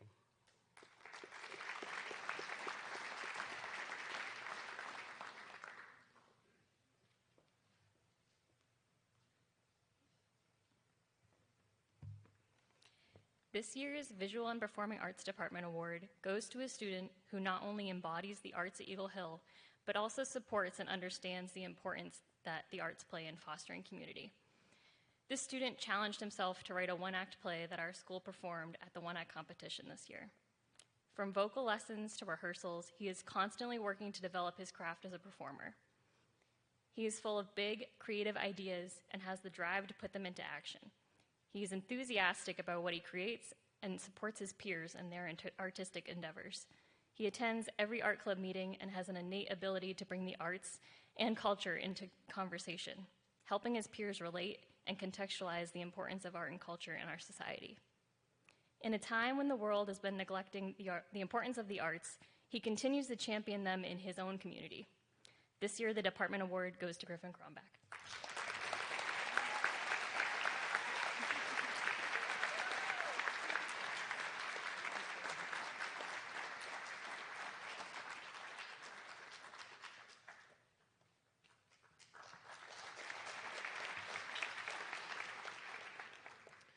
For World Languages, Ms. Lusich.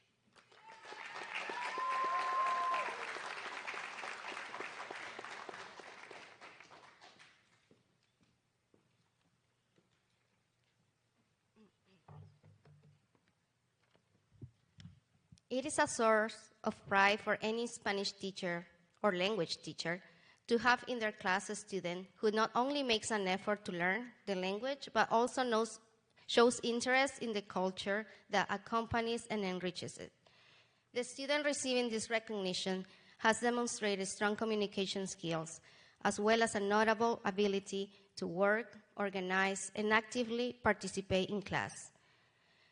His questions, always thoughtful, along with his consistent commitment to the academic program, have made him stand out throughout the course.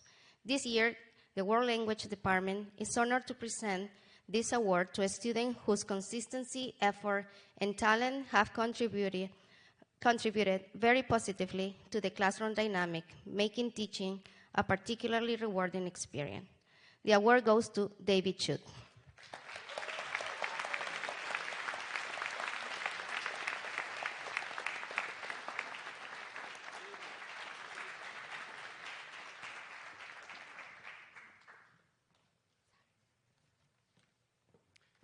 Mr. Hopper to award the Classics certificates.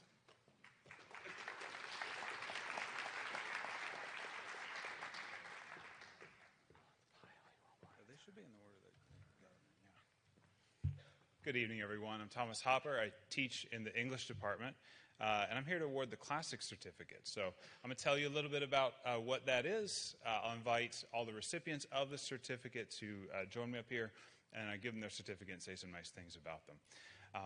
The Classic Certificate is an award given by the English department to award students, to recognize students who undertake the study of the ancient world.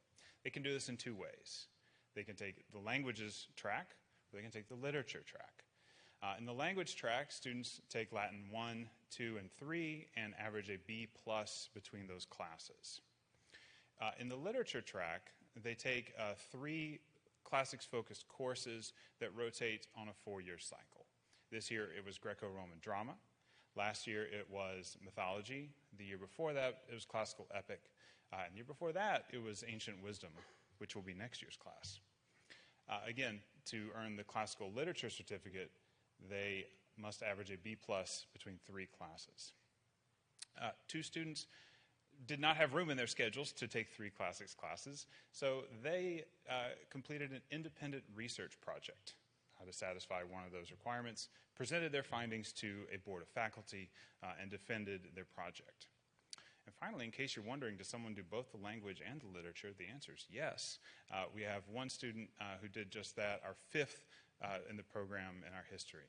So join me in welcoming to the stage Andrew Beatrice, Owen Corsetti, David Ford, Charlie Knickerbocker, Nick Mooney, Ethan Starr, and Aaron Fisher.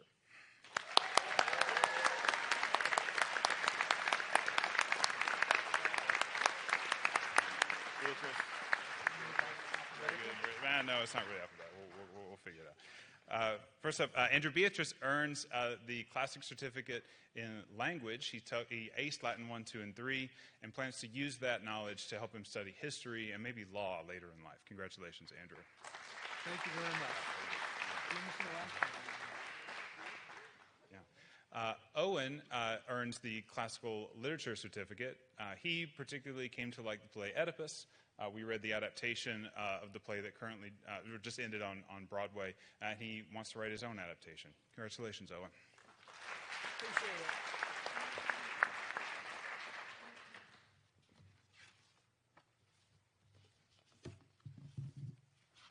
There we go. Nick and David, standing next to me, are the 2 young men who completed their independent research project. They created a massive map of China that maps the physical location to the mythology story called Journey to the West about the Monkey King son Wukong, and again presented and defended their research before a panel of faculty. Join me congratulating Nick and David.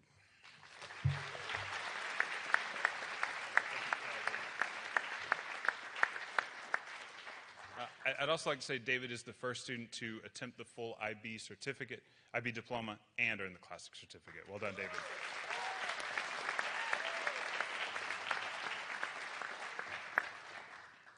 Charlie earns the Classic Certificate in Literature, and he wants you to know that his favorite myths are ones where men get pregnant.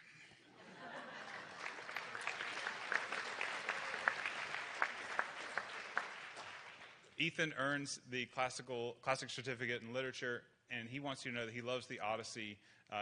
He watches Troy every year, and he's really looking forward to that Christopher Nolan movie coming out. Congratulations, Ethan.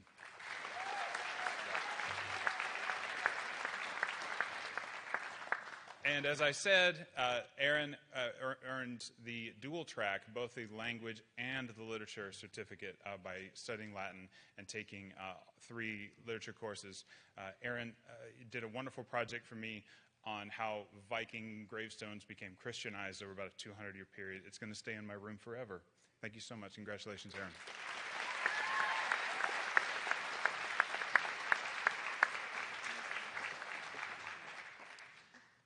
That concludes the academic awards, and I will ask Dr. Stone to take my spot at the podium.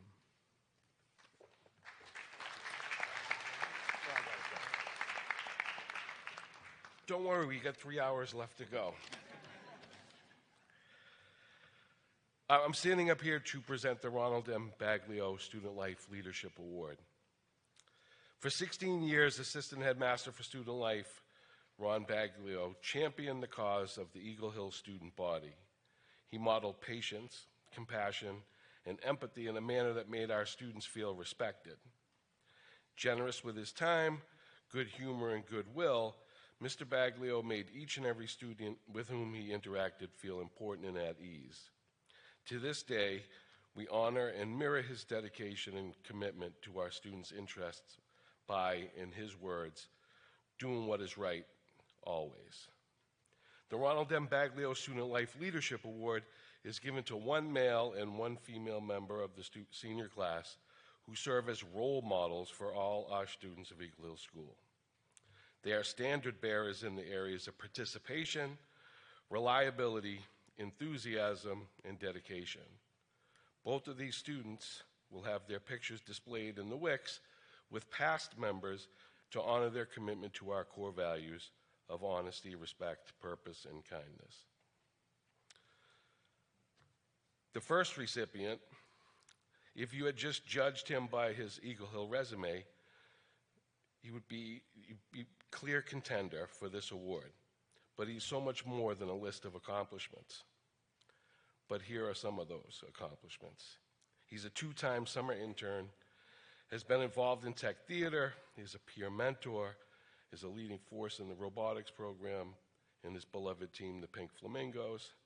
And finally, he reached our highest privilege level by being selected as a core member. Despite the fact that he's a day student, he has proven that you don't need to live here to be a role model. I'm proud to present Sam Ruggles with the Baglio Student Life Award.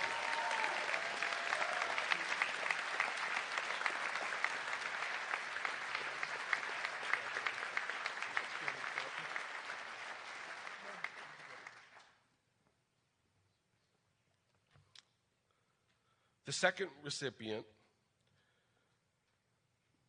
is a person whose high school resume would show the same, that she is equally involved in everything around campus. She's done it all. During her time here, she has volunteered to work in the school store, has been a peer mentor, peer tutor, a proctor, a regular at helping out at the Hardwick Elementary School, a weaver, and she's also received our highest privilege level as a core member. You will not find a nicer young lady around campus. Proud to present Jessie Kramer with the Baglio Student Life Award.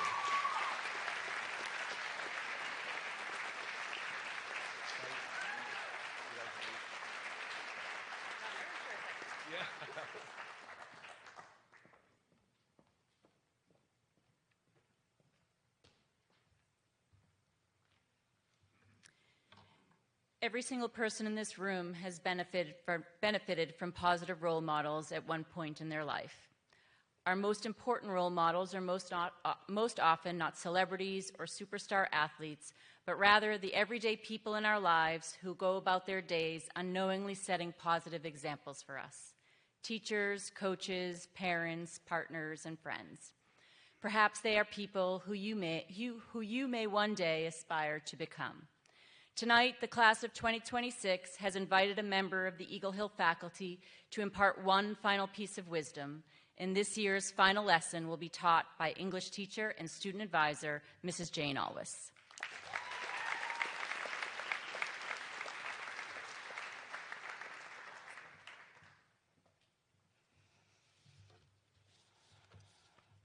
G'day. Where's Evan? I had to say it. Good evening, families, friends, fellow faculty and staff, members of the Board of Trustees, other honoured guests, and most importantly, the class of 2026.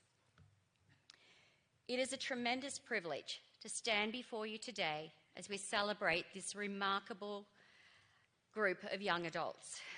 To the families and loved ones here tonight, thank you for the countless plane, train and automobile rides, late night phone calls and text messages, pep talks, sacrifices, and unwavering belief that helped these graduates to this moment. To my colleagues, thank you for the dedication and care that you pour into your work with these students, our students, every single day. And to our graduates, this is your day. You earned this. And I'm going to turn this bit. I'd like to thank the class of 2026 and Tyler Blaze for the honour of speaking this evening. You can ask Tyler later why. Baccalaureate is one of those rare moments when we pause.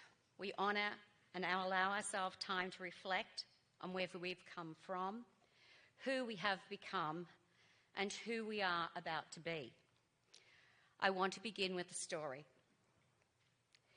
Years ago, a teacher reportedly told a young student that he was too slow and unlikely to succeed in school. That student often daydreamed, asked unusual questions, and approached problems differently from everyone else around him. But instead of forcing himself to think exactly like everyone else, he leaned into his curiosity. That student grew up to be one of the greatest minds in history. His name was Albert Einstein. Now, whether every detail of that story is perfectly correct really doesn't matter. What matters is the lesson. The qualities that make us seem different are often the qualities that allow us to make a difference. Tonight, I want to talk about something that becomes increasingly important after graduation: the power of being uniquely you.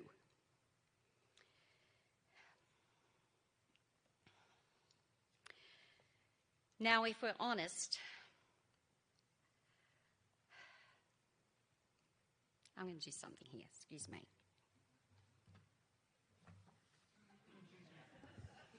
That's better.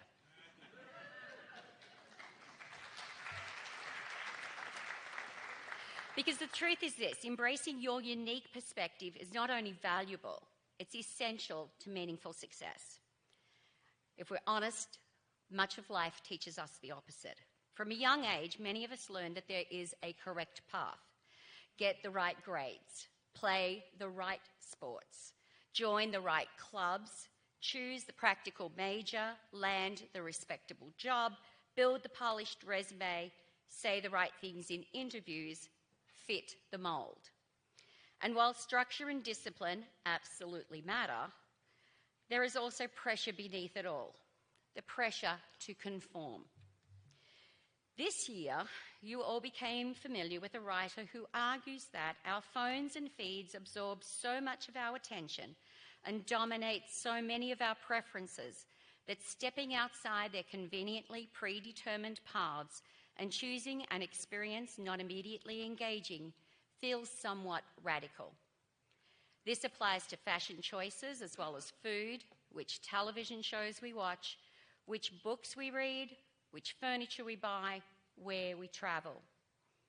Kyle Chaker states, "In passively consuming what I was interested in, had I given up my agency to figure out what was truly meaningful to me?" Many graduates sitting here tonight know exactly what this means. You may have questioned whether your interests were too unusual. Maybe you worried that your voice was too quiet or too loud. Maybe you felt like you had fallen behind because your path did not look like everyone else's. Maybe you wanted to change direction but feared of disappointing others. Maybe you had an idea that sounded too strange to say out loud. But without all its colours, a rainbow would feel incomplete, and the same goes for humanity. Diversity is what elevates our world from the dull and mundane to the rich, innovative, and full of depth. It's those differences in our culture, our ability, our background, and the way we think that make all the difference. Standing out can feel risky. Trying something unconventional can feel uncomfortable. Failure feels more personal when the path is entirely your own. But here is what I hope you remember long after tonight. Everything that truly changes the world begins with someone willing to be different. Every breakthrough, every innovation, every movement, every work of art, every act of courage. Someone had to step away from the crowd first. Max Dupree states, we need to give each other the space to grow, to be ourselves, to exercise our diversity. We need to give each other space so that we may both give and receive such beautiful things as ideas, openness, dignity, joy, healing, and inclusion.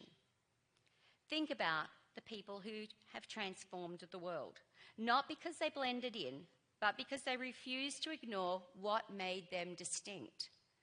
Marie Curie pursued scientific research at a time when women were often excluded from those spaces entirely. Steve Jobs believed technology could be both functional and beautiful. Maya Angelou transformed personal experience into words that gave strength to millions. Temple Grandin showed the world that thinking differently can lead to extraordinary insight and compassion. As MLK stated, strength lies in differences, not in similarities. Being different and thinking differently makes you unforgettable. History doesn't remember the forgettable. It honors the unique minority that the majority cannot forget. And greatness is not limited to the famous names in history books. It exists in classrooms, laboratories, studios, clinics, workshops, and communities. It exists in graduates who solve problems creatively, who ask difficult questions, and who bring perspectives shaped by their own experiences. The engineers here tonight will design solutions nobody has thought of yet. The artists will help us see the world differently. The scientists will challenge what we think is possible. The educators will inspire futures they may never fully witness. The entrepreneurs will create opportunities others saw as obstacles. The caregivers and community leaders will remind us that humanity matters just as much as achievement. And none of that happens by becoming a copy of someone else. Our uniqueness is not a weakness to be sanded down. It is a strength to be cultivated. And I've seen this firsthand. Over the years, I've taught many remarkable students, but one stands out in particular. This student was intelligent, but not always in the way traditional systems reward. Their projects were unconventional. Their ideas often seemed unrelated at first. More than once, they were told to simplify or be more realistic. But this student persisted. Instead of approaching assignments the expected way, they combined disciplines, bringing together art, technology, storytelling, and social impact. At times, it confused people. At times, it even frustrated people. But eventually, something extraordinary happened. Their originality became their greatest strength. The very thing that made them stand out became the reason others listened. That student taught me something important. People rarely remember those who merely follow instructions perfectly. They remember those who brought something authentically human into what they did. And that's what I hope for each of you. As you leave our beloved Hill, bring your full self into the world.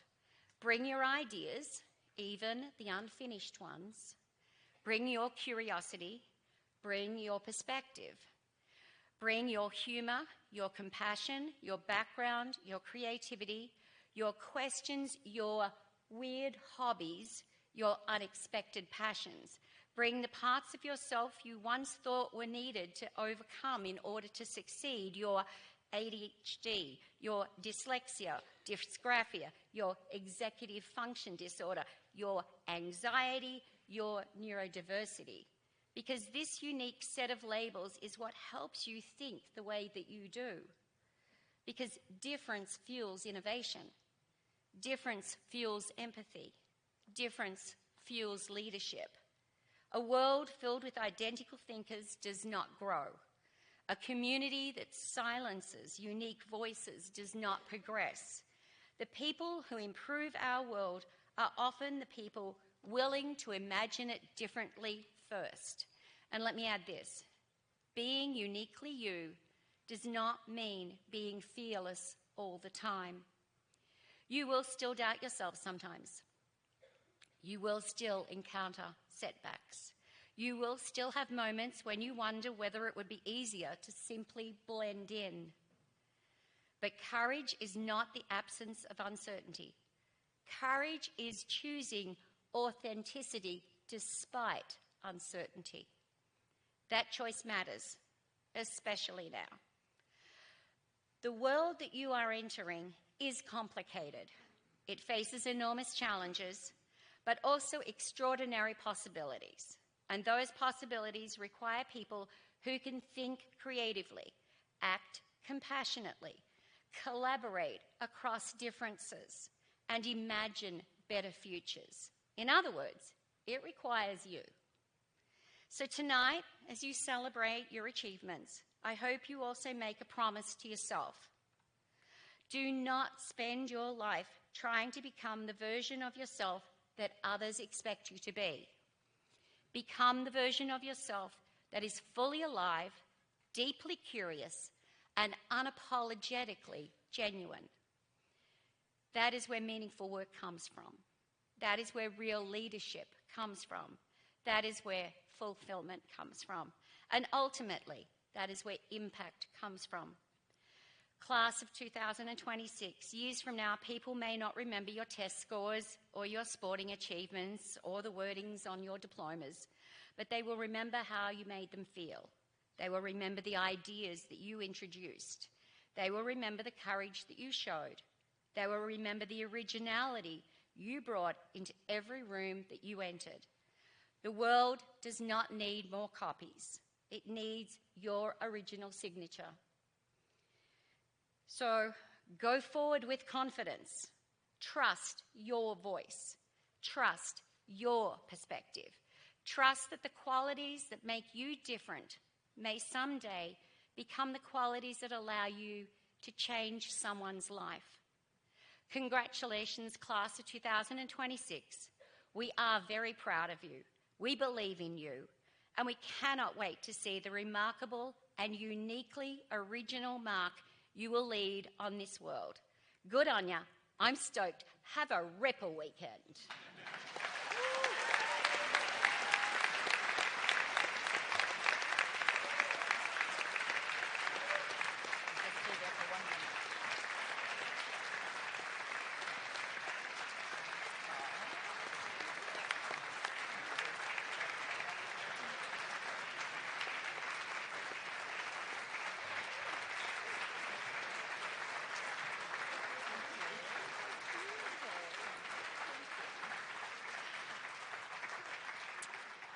Mrs. Alwis, on behalf of the class of 2026, a small token of our appreciation for those beautiful and inspiring words. So thank you.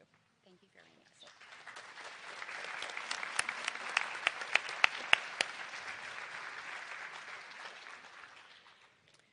Congratulations, graduates, on your remarkable achievements. Cherish this moment and celebrate your accomplishments. Before we close this evening, I have a few housekeeping items for you. Seniors, as a reminder, not that Mrs. Kosher hasn't already told you 20 times, but one more time, please arrive to the WIC Student Union no later than 10:30 tomorrow morning. While we recommend staying on campus, if you are leaving campus with your family, please make sure you alert the weekend office. And please check your emails in case we make any adjustments to the meeting place because of the weather. Please join us for dinner immediately following this ceremony. You may find a seat in the dining commons, and then a waitstaff will call us up table by table. Following dinner, we will have a reception still on the patio outside of the WIC Student Union. We'll have a lovely fire, we'll have indoor space, and you may also leisurely enjoy your coffee and dessert in the dining commons as long as you wish. Tomorrow will be a chilly one.